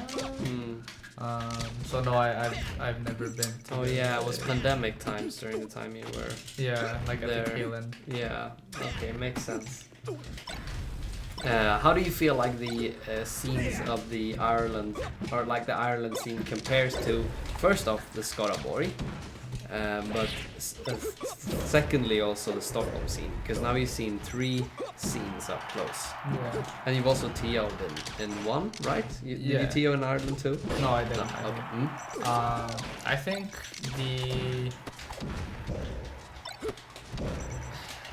when I was in Ireland, it was more like they started up getting locals again. Especially like at the end of it, it was more like they were trying to establish locals again. Mm-hmm. So it was more like we were like in the attic of a bar, and a lot of the people, me included, went down to get beers Yeah. and play. Yeah. So that was kind Sounds of like sick though. it is super sick. Like you just like finish up pools, like, oh, you want to grab another beer? Yeah. It was a super homey, chill environment. Mhm. Same as Skaraborg. Like there was when Sharp came to Skaraborg, and like when Robob started going to tournaments, I think it got more competitive. But it was just like, oh, and also South London and Luderiks. Yeah. Like I think that is the peak of competitiveness in Skaraborg. Skaraborg, yeah. Yeah. So Mhm. that was really fun. Mhm. And then Stockholm, I think there's a lot of like more motivated players. Also like there's a lot of more newer people Mhm. coming in. Mhm. And I don't want to say like it's a more try hard mentality, but it is a more try hard mentality. Yeah. Because of course there's a lot of heavy hitters here, and you want to win. Mhm. I think that is the biggest difference. The Yeah. competition and like the seriousness of the tournament. Mhm. Um, Which scene have you felt the most at home at? Skaraborg always. But I think across all Smash scenes, Mhm. or all 3 of them, I felt really connected with like people, not only through the game, but like you can just like go and have dinner together. Yeah. And like Yeah. it's more than just a game. Yeah. Really. It's a different feeling, I think, also being in a smaller community than in a larger. The small amount of time I spent in Västerås, which isn't a small community, but it was rather small. Like we were maybe 10 people at a local or something, or less. That's the amount of people where you actually get to genuinely talk to everyone that's at the event and like connect and like go out for pizza and like, I don't know. It's more of a social gathering hangout than like when I was in Stockholm locals at like previously before moving, we had like 60 people. How the fuck are you supposed to like actually have meaningful conversations in a room that's, you know, the venue size of SU with 60 fucking people? It doesn't work. You were just stuffed to the walls playing teams and interacting with some people you didn't know their name. Yeah. So it's like a totally different feeling when you have like a smaller, more tight-knit community. So I definitely understand that feels more at home, because I feel like I would feel a similar way if I had more of that experience than I have had. It's not like I don't like, or they have their own charms, if you know what I mean. Like, one is you go there, you meet friends, you play video games, and like I feel at Stockholm, like I do that also to an extent, but it's also like, okay, I can actually like implement things that I've been trying, like I can grow in the game here, and I see like that also as an opportunity. I would say there's the hominess, but also the opportunity of like competition. Or meaningful competition. That sounds very disrespectful, but it is true that we do have a region where traditionally we have always had someone in attendance that is like arguably top 100 in the world. Before it was Dady, you know, before Dady we had like, you know, Leffen, of course, or IVP, or like other really good players. And we had Fao and a lot of really good players, and now we have like Pipsqueak, who is definitely top 100 in the world. So we always have had people who have been like competitively, actually legitimately good. And I think that fosters a different mentality in your region when you like have this player in front of you and you're like, fuck, I just want to be able to beat this guy. And he's actually legit good, so you have to put actual time in to beat them or whatever. Not to discredit any smaller regions players, because of course you can have really good players in smaller regions, but you get what I'm saying. I think a lot of the people from the smaller regions know what you're talking about. Like it's not a flaw, especially now with like net play. Like you don't really need it per se. For sure. It's just like nice to see it in the flesh, or see people in the flesh, and you're just like, I want to. No, for sure. I feel like there's so much to gain from like, because a lot of Melee is also like, as a community, we're kind of bleeding people, and it's hard to get new people to stay. So in smaller communities, I feel like it's much easier to keep people actually interested in the game, mostly because you become a friend group and you hang out as a friend group.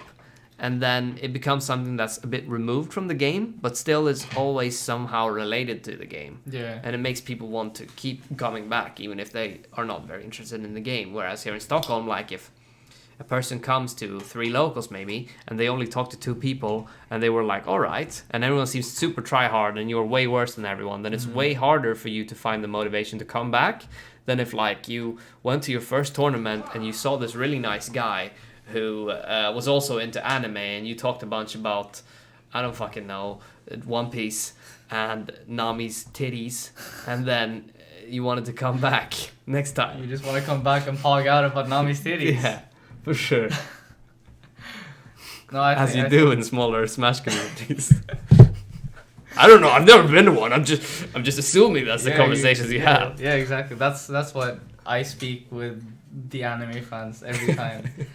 We just have a little like nook inside of like the hallway or something. Oh no. Got streams.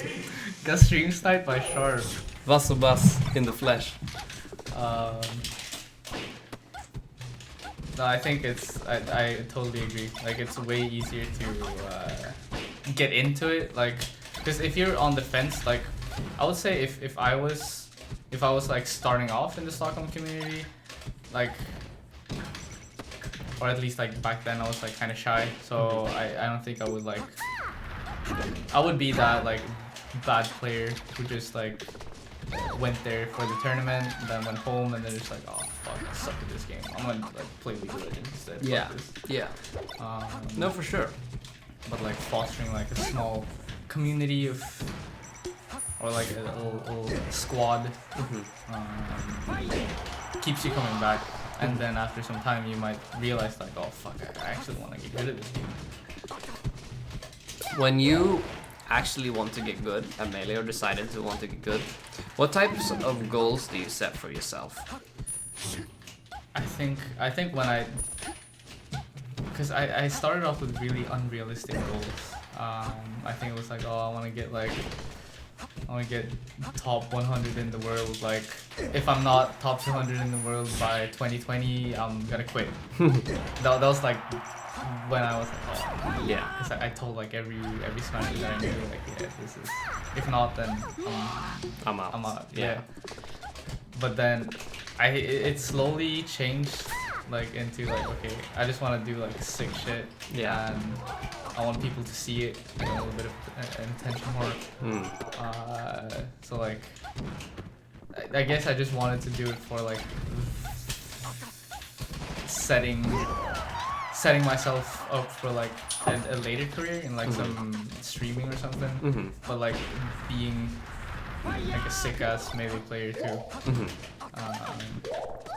So since then it's been changing, like, oh, I want to be like top 10 in Stockholm, which I got, and then like now it's like, oh, I want to do like start beating like people at locals, like that's, I want to win a local here.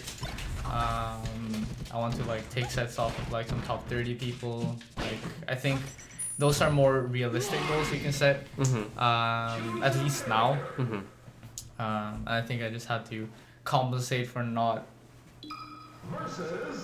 I guess like realizing that how much I want to put into the game, which is a lot. Like right now, like I want to pursue this as far as I can. But back then I was like, okay, I'm gonna work my ass off, and then I didn't do it. And then I got like super upset when I didn't win, because I was like, oh, I worked my ass off when I didn't actually do it. Yeah. It just You just like, felt like you wanted to work your ass off. Yeah, it became like an oxymoron of like what I wanted to achieve versus what I tried to achieve. If that makes sense. For sure. But basically, from what I gathered, most of your goals are related to beating people or winning in the game. Yeah. Yeah. Just interested, just as a tangent. I'm not judging whether it's good or bad. I was just interested in it, if that was the case. I think it's just like competitive nature. Yeah. It's, Then I'm going to piggyback off of that and ask you, since you are a competitive person in nature and you know wins and losses, what was your first really big win which you felt satisfied with? my first, okay, this isn't the big win. But for you, like Yeah. as a, yeah. It was when I beat Kuhoke, which was the top dog in Skövde, like when I started. I remember Was this in Smash 4 or Melee? This was in Melee, Yeah. because he smoked me in Smash 4. I don't think I've ever beaten him in Smash 4. But this was in Melee. And I remember we played PM at Destination Fight, Sweden's shittiest Melee tournament. Yeah. We played PM, and I just like came there off of I think I was like at a party or something. So I wasn't as like nervous, because I was a little bit drunk, and I was like, oh fuck, I gotta go to this tournament, like I really want to play. So I just left there and went to this sweaty Destination Fight. And What the? Okay. and I won in PM. I was like, but that was against like his Marth, and his Marth always beat me in Melee. I was like, yes, I made it. I didn't even try, and I did it. So I think that was like my biggest dub. Then like I guess like when I beat Sharp online. Yeah. I've done it like 2 times. Those are I arguably my best things, I would say. And I don't want to say it, but when I beat you, I felt really happy. That's good, man. Yeah.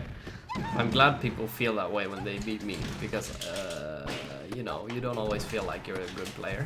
No, But like it's like not only did it feel good like for me because I beat like a good player, but it was also because I could like analyze the matchup and like play to my character's strength, which I've never done before. Which I feel like I like opened my third eye. I was definitely surprised by the way that you had changed your playstyle like completely between the 2 sets, which made me feel more respect for you as a person. I'm kidding. Not as a person. As a player, I mean. What is he as a person? Oh shit! You don't respect me as a person yet. No, as a player because I knew that you were like super hype and technical and knew all the stuff, but I think it would, like, from my impression of you, I felt like it would take a lot from you to go out of your way to try and actually figure a matchup out, and like, I don't know. I just felt like it's something that you probably hadn't done too much. No, exactly. I think I actually like analyzed the sets afterwards, like beforehand to prepare. Yeah. And I was like, I thought of like some things that I was like, okay, this would probably work. Like, watch out for this. And like I looked at YouTube videos of good players playing the matchup. I was like, okay, I'm just gonna try and implement it. And if it doesn't work, then I'll just try again. Yeah. And it worked out pretty great, I think. Yeah, for sure. Oh my god, that almost worked. They're trying to style out. I hate them so much.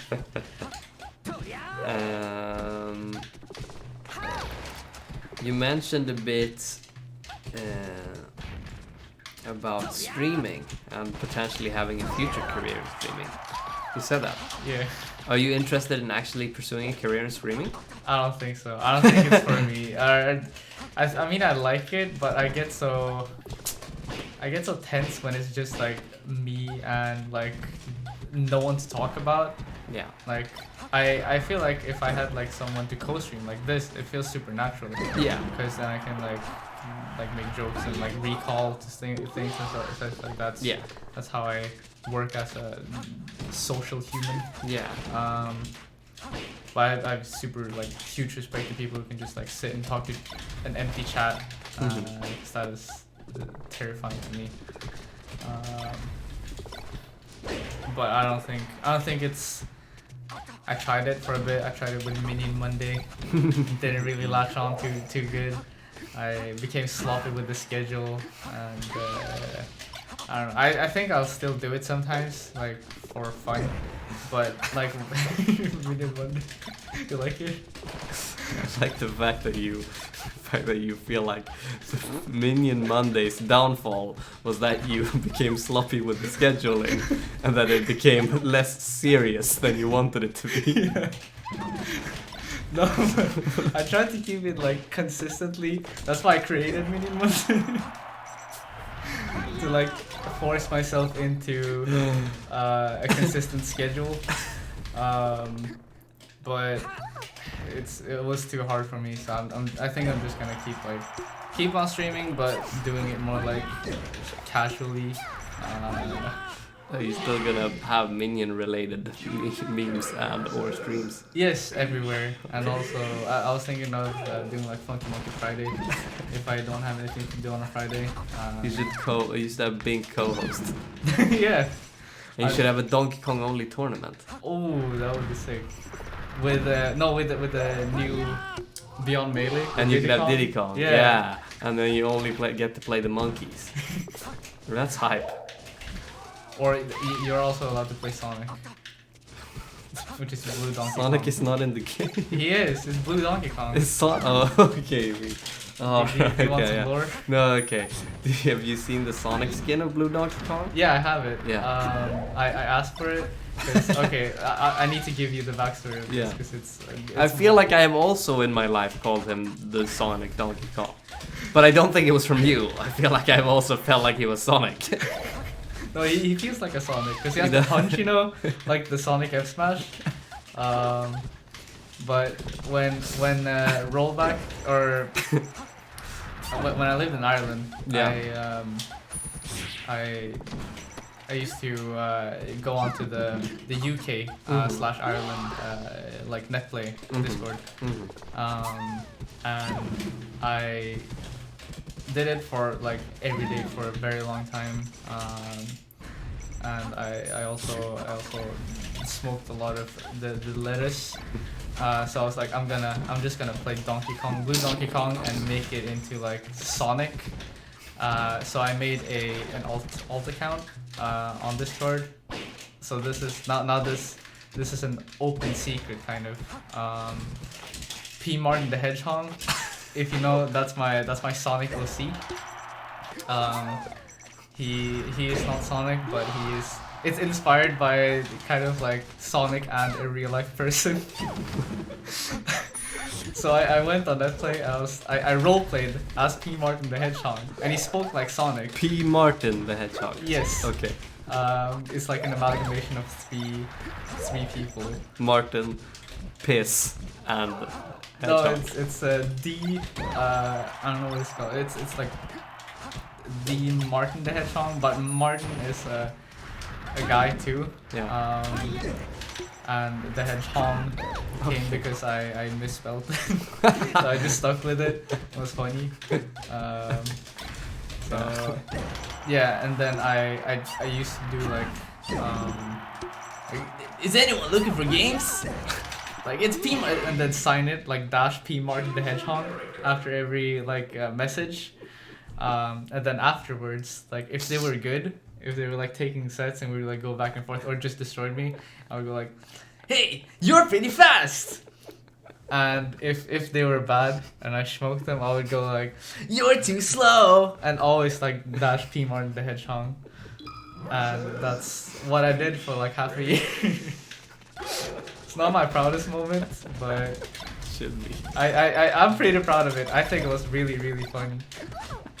Also because it like yeah, it was a dank moment for sure. I wish I was as creative with my Discord Smurf as you were. I had a it's a secret. I don't think I've openly told it, but it's not really a secret. When I was starting playing Yoshi on netplay, I didn't want to play Yoshi under my tag because people would just want me to play Falco. I didn't want to get bothered. So I created a Discord called Flippy. I started asking for games, and I tried to have a separate personality for myself and Filippionka, so nobody would suspect that Filippionka was me. But I should have made it into a dank meme when I had the chance. I could have had some type of Minion Monday type deal going on. Dude, I fucking hate minions. Dude, I hate them too, but I think they're super funny because like, or I don't really care much for the character in and of itself. It's more like the demographic that think that minion memes are funny, like the wine moms, soccer moms. Yeah. I just love that type of humor, like ironically. So I think that's where it came from. But since then I've started to like collect some minion things, mostly because my girlfriend buys me them because she knows that I like them. But I have some minion merch. I was about to get like a minion shirt. How the fuck did you say when I said I hate minions? You responded, yeah, me too. And then in 2 sentences go to, I actually have a bunch of minion merch at home. No, but I like them because I really like them. I like them ironically, but like only the people attached to it. You have gone full circle in the irony circle where you just like them now. Yeah. Minions are just your boys now. Every Monday. Sharp and I used to discuss it a lot, like meta irony. Before, like we're the meta irony hipsters, I think. No, probably not. But that was like I think it just derailed from smoking too much with Sharp. You should talk more to my sister. Yeah, I think like but I think she's a little bit like too big brain for me on that. I think I'm a little bit dated on I've never met a person who has gone so deep in the meta humor that I don't understand. I don't know where she is. Yes, like it's Sometimes I just get videos where I don't understand what the purpose of them is, and I get funny. That's a response. like the scariest thing about it is sometimes like you don't know yourself if you're seriously into it or not. That's why I can't like make up my mind if I really like minions or not. Because like I scare myself sometimes. Like it's the minion demons, they come out sometimes and they say banana. I'm going to ask you some more questions, but I feel like I'm running out of the big ones. Oh, the Maloner. Big Maloner. Actually, I've gotten so many fucking nice messages that I have just been ignoring. But I'm telling this chat again. I'm doing a show, so I'm not gonna respond to chat really because I'm focusing on doing the interview. It's gonna be a YouTube video also, so if you want to check this out, then you can go to my YouTube channel. I'll link it later.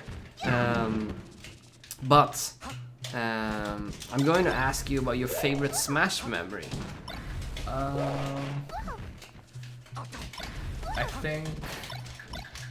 think I'm pretty like a simple person. I like the day-to-day life. So I think like just playing Smash with like Terra and Sharp are some of my favorite moments. Just like casually go and get like pizza afterwards, driving Sharp for like picking Sharp up in Skövde in my car because they didn't have a driver's license or car, then dropping them off later at night while I still had to work the day after. I think like stupid small shit like that is like my favorite ones. Yeah.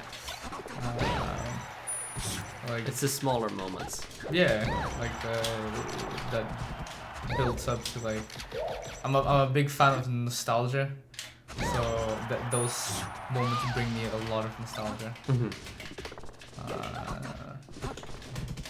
I think that might be my favorite ones. Also, when I hit 27 multi-shines, that's my record.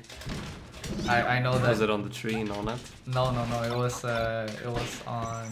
I don't remember what it was, but I remember that moment was there. So I played friendlies with him. I don't think he remembers it, but I remember that he was there. How would you not remember 27 multi-shines in a row? I don't remember which stage it was on, but we were just playing friendlies, and I hit 27 multi-shines in between stocks, and we both pop off.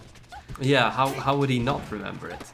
I don't know. I felt kind of like sad about it. Like, oh, I guess I'm the only one who treasured that moment. What? Wait, does he actually not remember it?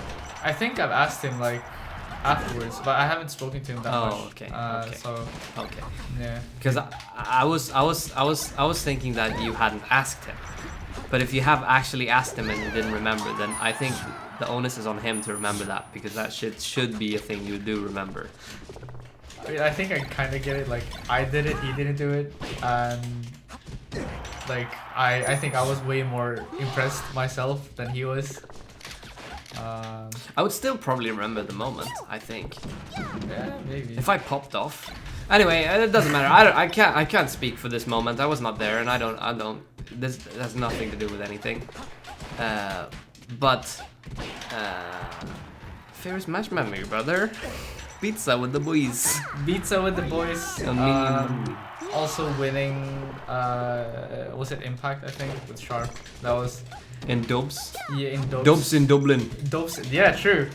There you go. That's a line for your next. It's a bar. Dublin related doubles diss track. I mean, Bus technically is that. I know. That's why I'm saying that you can do part 2. The part. Ooh, that would we be... played Dubs in Dublin and we collected the. We collected dubs. Yeah. You don't even have to say the dub because they know. They know. You just let that one be empty, and then you keep going with the next part of the flow. I don't know. I don't play music, but it sounded sick to me in my brain. I agree. In my non-music brain. No, I think that also, that memory brings up like PTSD from losing to Verdant. PTSD. Yeah, when he rotated 3 characters and fucked me up with all of them. Yeah. I wish that I didn't have that. I wish I like went O2 or something and won doubles with Sharp. Yeah. But I think that was just like the highlight of the career. You two should play doubles in Stockholm. Stockholm meeting sometime. We did, and we didn't do too hot to our standards. Did you lose to me? We did. I didn't remember it. I'm sorry. I don't remember it, but when you said it, I think we lost to you in Volvo. I'm sorry. What the fuck? I can't believe you done this. I was like, that would be a fun challenge. And then you're like, I actually did it. It was not good. No. Oh, sorry. I'm getting too big of a head in doubles, man. I haven't lost a doubles tournament in a long time. Oh, you and Bobo are fucking, you're killing it. I won with Telman, I think, also. But for sure, me and Bobo are the most degenerate team, and we can only lose to double Ganon. So don't, as long as Ludovic stays out of Stockholm, then we're fine. Ludo, don't come back and team with Telman, because I swear to God we will lose immediately. I guess I don't have any more of my mainline questions except for talking about the future. So I'm going to ask you first of all, how do you think you could be better as a player or as a person than you are right now? I think learning to like just sit down and analyze what my weaknesses are, because I think I have a lot of strengths, but I have even more like a plethora of like weaknesses. That's why I have Sharp as my coach, so they could point it out, since I don't feel like I'm too dumb to realize them. It's just like I just like don't realize it, and I'm too stubborn in my play to figure it out on the fly or when analyzing it. I'm like, yeah, of course I'm gonna go for a moonwalk, fucking wall jump, shine bear or something. Yeah. Like that is sick. But like just to quell the monkey brain in my head that tells me to. There's definitely always a voice in my head screaming for me to do something that's really bad in Melee. Yeah. Yeah, I think have that too. Yeah. I think a lot of people have that. Yeah.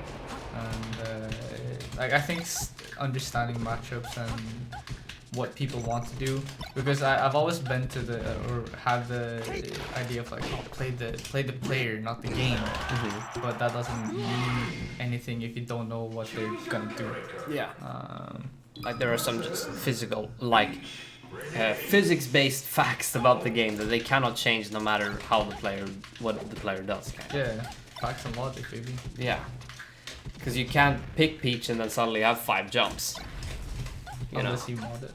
Unless you... And you don't tell anyone. Play the player, not the game. You're fucking... Are you that Pichu main? What? Do you know the story of the Pichu player who modded the setup so that the Pichu was super busted? I wish I was that, because apparently he made like a lot of money matches. Yeah. What a god. What about future actual Melee goals? Do you have any future Melee goals? I think just winning a Stockholm local and like I guess take some sets off like esteemed European players, I would say. I don't think I'm there yet, aside from Sharp. But that is purely because like we played each other so much. Yeah. Or I mean like top 30, I would say, Europe. How do you do against Monal? Because that's another Peach, right? They play super differently. Yeah, I know. I honestly I think I just need to play the game a little bit more. But currently he is definitely smoking my Fox left and right. What are players that you're trying to look out for to try and beat? Like you were mentioning top 30 players, or you're mentioning like doing well at locals or whatever. Who are like players that you are actively like, oh, this guy I actually want to beat now, or bracket demons that you have? At locals, you. We've only played like 3 times. Yeah, but I still want to beat you more. I want to play you more. Yeah, sure. Yeah. Ekim, definitely bracket demon. He fucks everyone, dude. Yeah. He's such a fucking fuckboy. He's a Fucks fucker. everyone. Fucking fucker. And then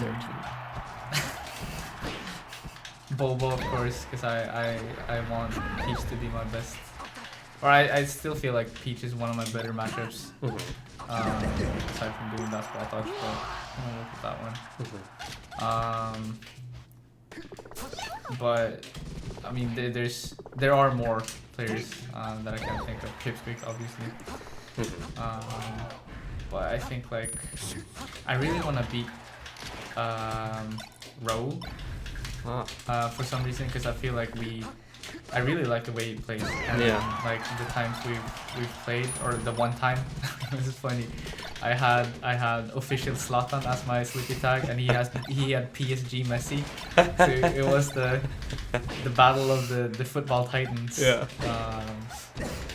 But I think it would be a fun set. They both played Fox. Yeah. Yeah. Zlatan would not play Fox. I think he would play Marth. No. Yeah, he would play Marth and play Degenerate. I don't know how he plays in football, and I don't think I will ever understand, but I think he would play. Or maybe he would play something like Ness. I think he would play Ganon. Ganon? Don't you think? I don't really see it, but maybe. I feel like he's as a maybe to be fair though, I know very little about Zlatan. But what I do know is that he has a big ego and he's just a big lumbering man. True. And I feel like a lot of big lumbering men with a big ego play Ganon. That sounded very mean to Ganon players. I don't know any big lumbering men who have a big ego who play Ganon. I just assume, because I feel like no Fluxus is like that. I don't know no Fluxus either though. I'm so toxic right now. We'll be kind of toxic. Cancel the stream. Cancel the stream. I'm going to pivot into something more wholesome, like what do you think the future holds for you in general? I think quitting my job. I really want to quit my job. No. Shoutouts to Klarna. Shoutouts to my slimes at Klarna, my shooters out there. No, I work in customer service, but I could like work at Klarna, I guess, but like not what I'm doing right now. Like the task that I'm doing, it's really shitty. I guess that, or I kind of want to study music. I think, even if it doesn't amount to anything, I still want to like progress that as just like getting better at it. Because I honestly thought of like maybe there are possibilities of like job as sound technician or something that are like sought after. So maybe that could be something. But right now I'm just like trying to figure something out. Yeah, pay the bills, you know. What do you think the next step for you is in that? I guess like buying an apartment, which is all next to impossible in Stockholm. So you think you want to buy an apartment before you get a new job or after? I think after. I don't think I have like enough saved up. And also I don't want to get like just one because like, oh, I want an apartment. Like I actually want to live there for a long while. Yeah. So yeah, I think that's what's on the horizon closest. Sounds good, man. Good luck. Thank you. Let me know if you need any help in the chat. I actually will be. I'm starting my new job next week, and my job will be to help people get jobs. Ooh. So I might actually be able to help. I don't know yet, but there's a probability that I do. That is nice. I would like that job. Like helping people get jobs? Yeah, because then you would have a job. Yeah. I feel like I've done enough like job hunting to know. Yeah. To know what to do. Maybe I'm just like super underestimating people like that. Like your new job. I don't know. I haven't been there yet, so I don't know. But you do have to have a degree to work there. Then definitely not. I'm not. But I don't think degree. I don't know. I think it's just a way to keep people. I don't know how necessary it is. A lot of the time, I feel like degrees nowadays are just like you put them there because you want some guy that is like somewhat sincere about what they're doing, and they have had the discipline to go through a way like studying just as a way to like sift through people who are unserious. But yeah, like I don't proof of passage. Yeah, kind of. But I don't necessarily think it actually has to make sense for the job. No. There's like some jobs where, of course, like if you're a doctor, then I understand why you have to like educate yourself. But at a certain point, I feel like it's just like, yeah, kind of pointless. Yeah. But I love school and go to school. Do you love school? Yeah, actually, genuinely. Like the learning part of it, or like the social part of it? Both. Because I only love the social part of it, like the educational part and like the learning. Or I guess like if you go to, like if you continue your education after like It's really fun. yeah. Like if you find something that you really want to study. Yeah. So I think. I also think that like even I hated school when I was younger, but in gymnasium I sort of started warming up to the idea when I started like actually trying to understand what the fuck was going on. Like when I actually applied myself to try to learn things, especially because I went beteendevetenskap in same. gymnasium, which I mean I think those subjects are just inherently interesting, at least to me as a person. So then reading those subjects made me actually get more into school, and then I was like, maybe I should apply myself in history also. And then I was like, oh, history can actually be kind of fun. And then I just started learning that all subjects could be fun if you just like actually try to. But that was for me, and there's a difference between other people and they have interest in blah blah blah blah. Yeah. But we actually should take some chat questions Spicy. before we play the final set, which is how we end these. In the 1v1 ring. But first I have to take a piss. Good luck. Yeah, thanks, man. Yeah, did you like my Smash history?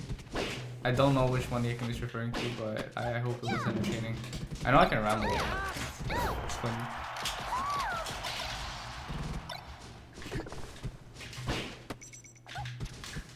Everything in life gets worse, Dean. Eventually, at some point.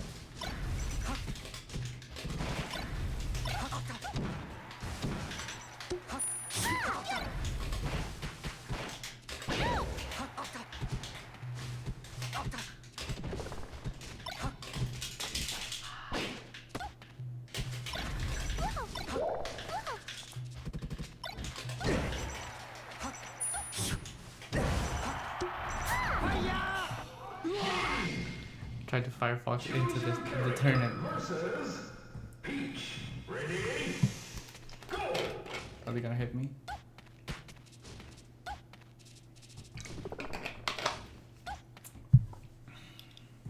I really love the new design of the Rev stream layout, especially with me there. It's the nicest picture you could find of me.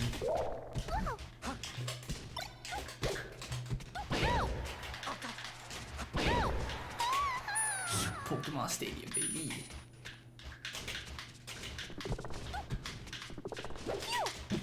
Double snake grab. Ah!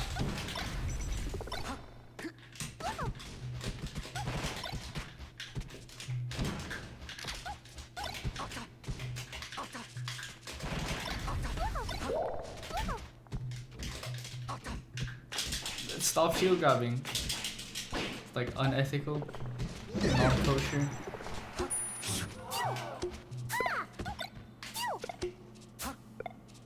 Oh, look at that. Look at that.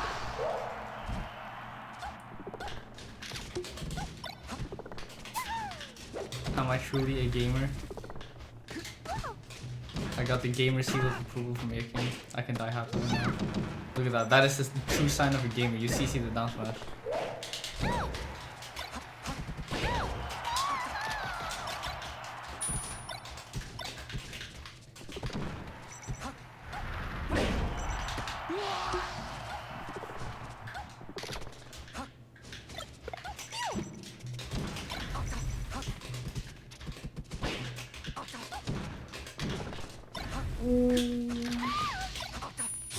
Bye bye.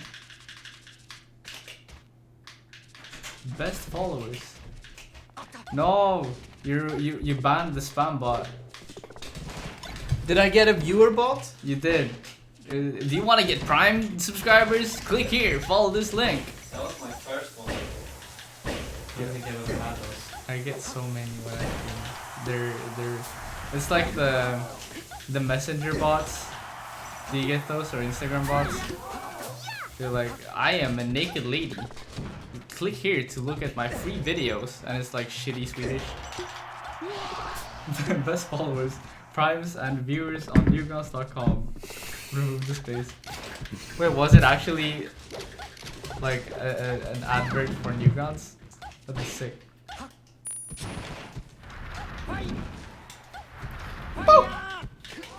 Were there any chat questions? Did anyone have any questions for you? I don't know if that was a question or a statement.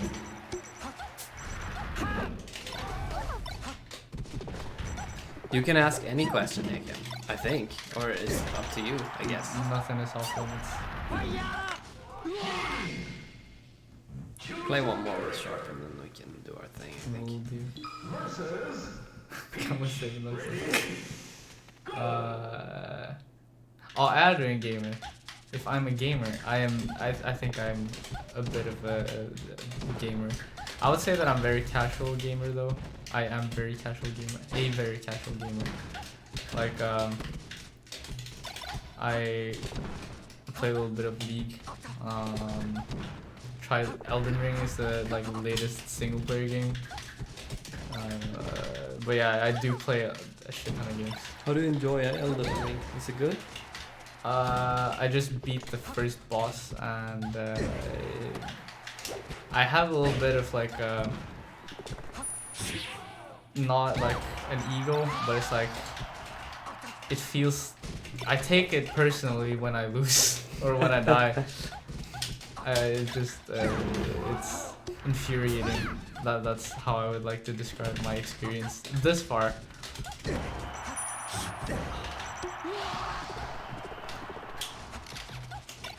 Are you going to Kobit? I am going to Covid, yes sir. I'll see you there, Yes. brother.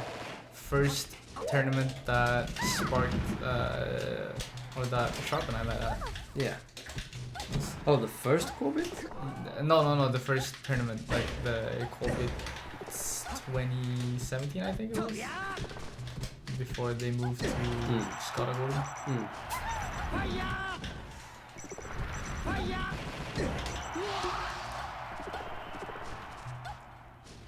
What happens when you die? Do you meet God?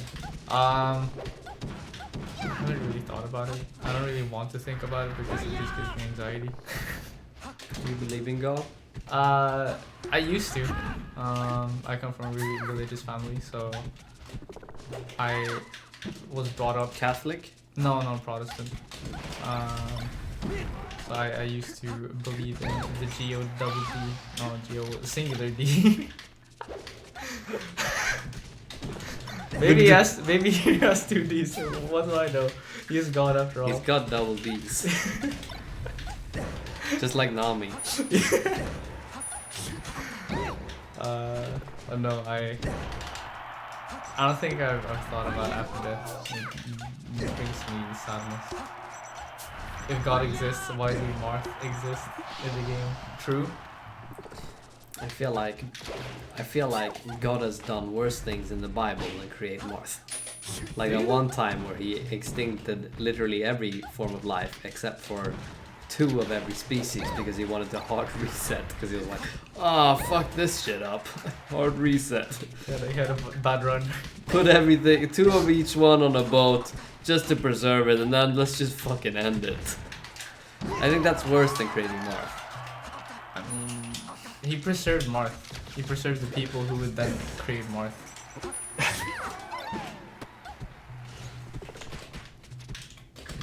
The reset didn't even work though. I mean, what does work mean in this context?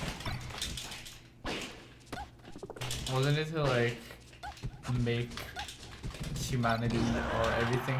I guess like that's kind of fucked up because it's like, oh my god, they're trying to style me. Remove all other animals for humanity's sins.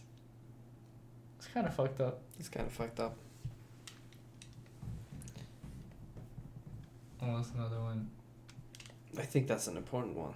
Do I play more other than Melee Smash? No, I think you answered that one. I did. Why the mammoths went extinct? Because there weren't any puppets. I don't know how to. I think my yo Smasher was good. Thanks for the follow. How Who you is doing? Smasher Magazine? Is this a Smasher friend of yours? Magazine. Yeah, he streams. Oh, okay. He's Cool. He's a large streamer. You've actually ended up at the very end of the fucking thing. We're gonna play the set, and then it's gonna be over. But the VOD will be on my YouTube channel. I think it's actually linked in my Twitch now. It's supposed to be linked in my Twitch now. If it is, tell me. Is it down there? Is my YouTube down there? Let's just pray Let's just to pray the Twitch gods. for. To the Twitch DOW. Thanks for the follow, Dino. I also thank to Modest Major and the Double D's in the chat, and Hickson for all of the follows during the stream. Okay, we have to play fast. Okay, 1, 2, 3.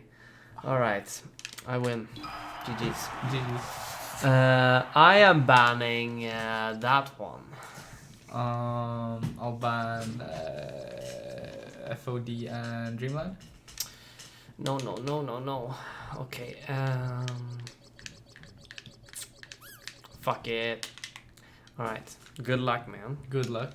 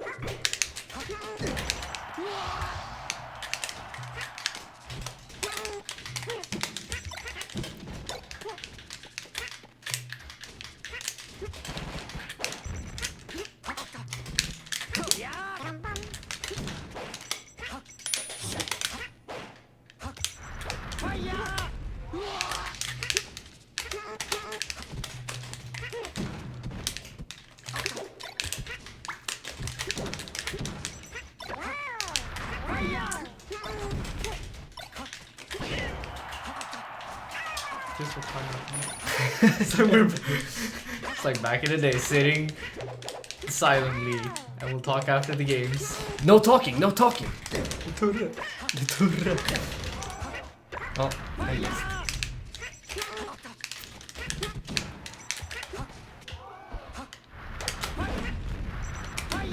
Oh.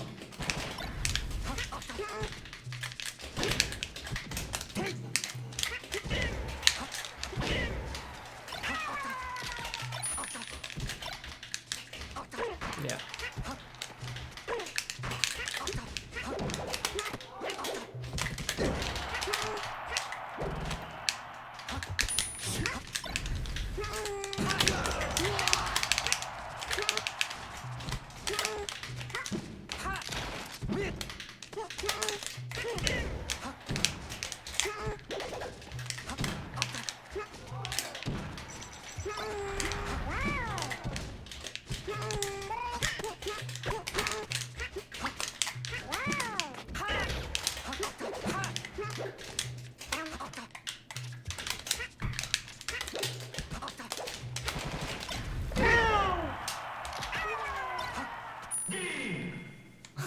Sharp will win.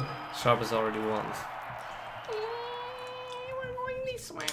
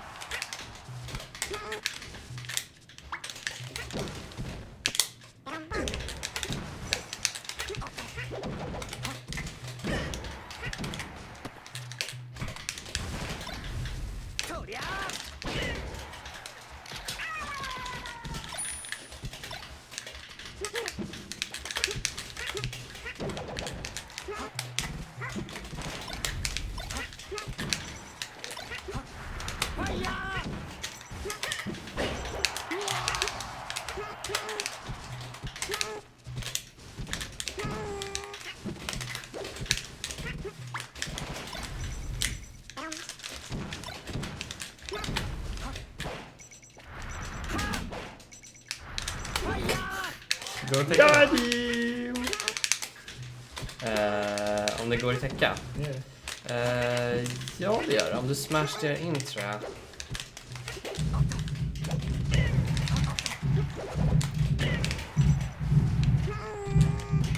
Det är som en barn.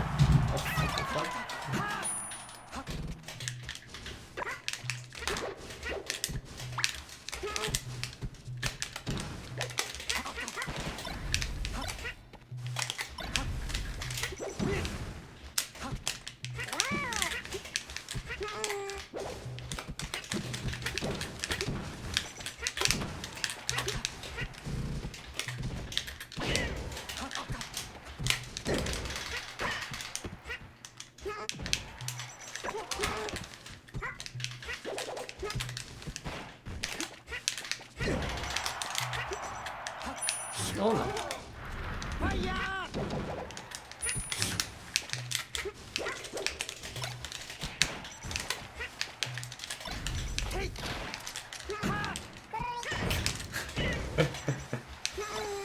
Yeah! Oh no.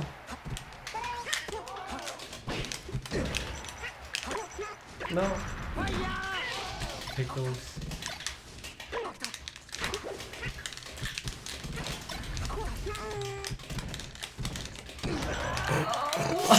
I had to mash A. I had to. Luigi. Yeah, I did. Go to the Pokemon. Pokemon. Only Jigglypuff and Pikachu. Only B moves. What the hell, man? There's only B moves. I'm sticking to it.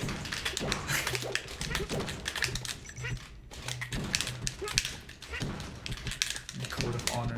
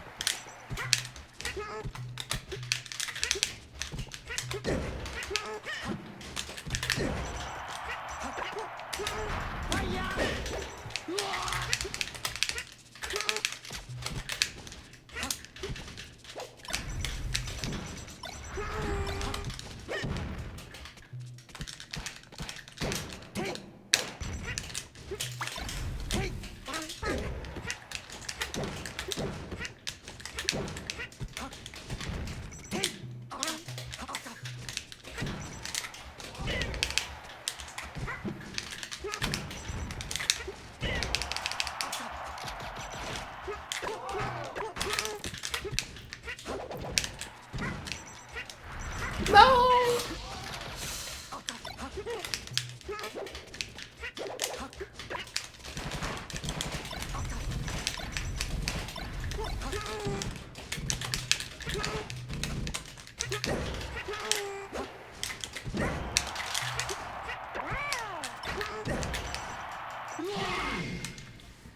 Survival. Everybody breathe. Andas. Why is Ear King saying Andas breathe to himself? You gotta breathe himself.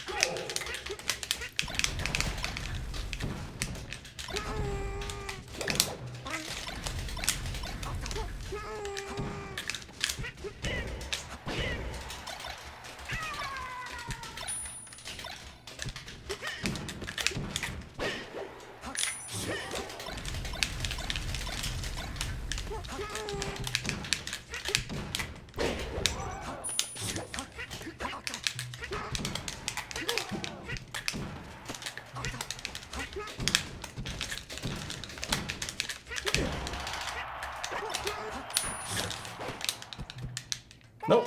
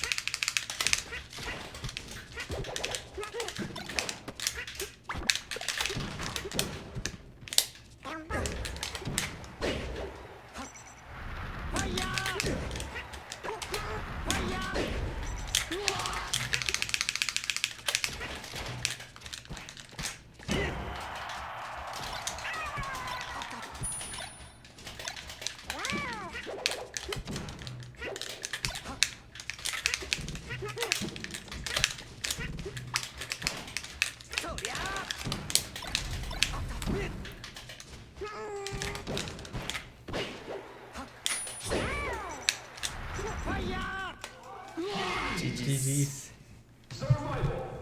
All right. Thank you everyone for telling us to breathe during this player spotlight I kind of forgot. final set. That we were supposed to speak English, or that we were playing this, or that we... What did you forget? To I breathe? kind of forgot to breathe. Oh, yeah. Thank you for reminding me. Yeah, you had to tell us.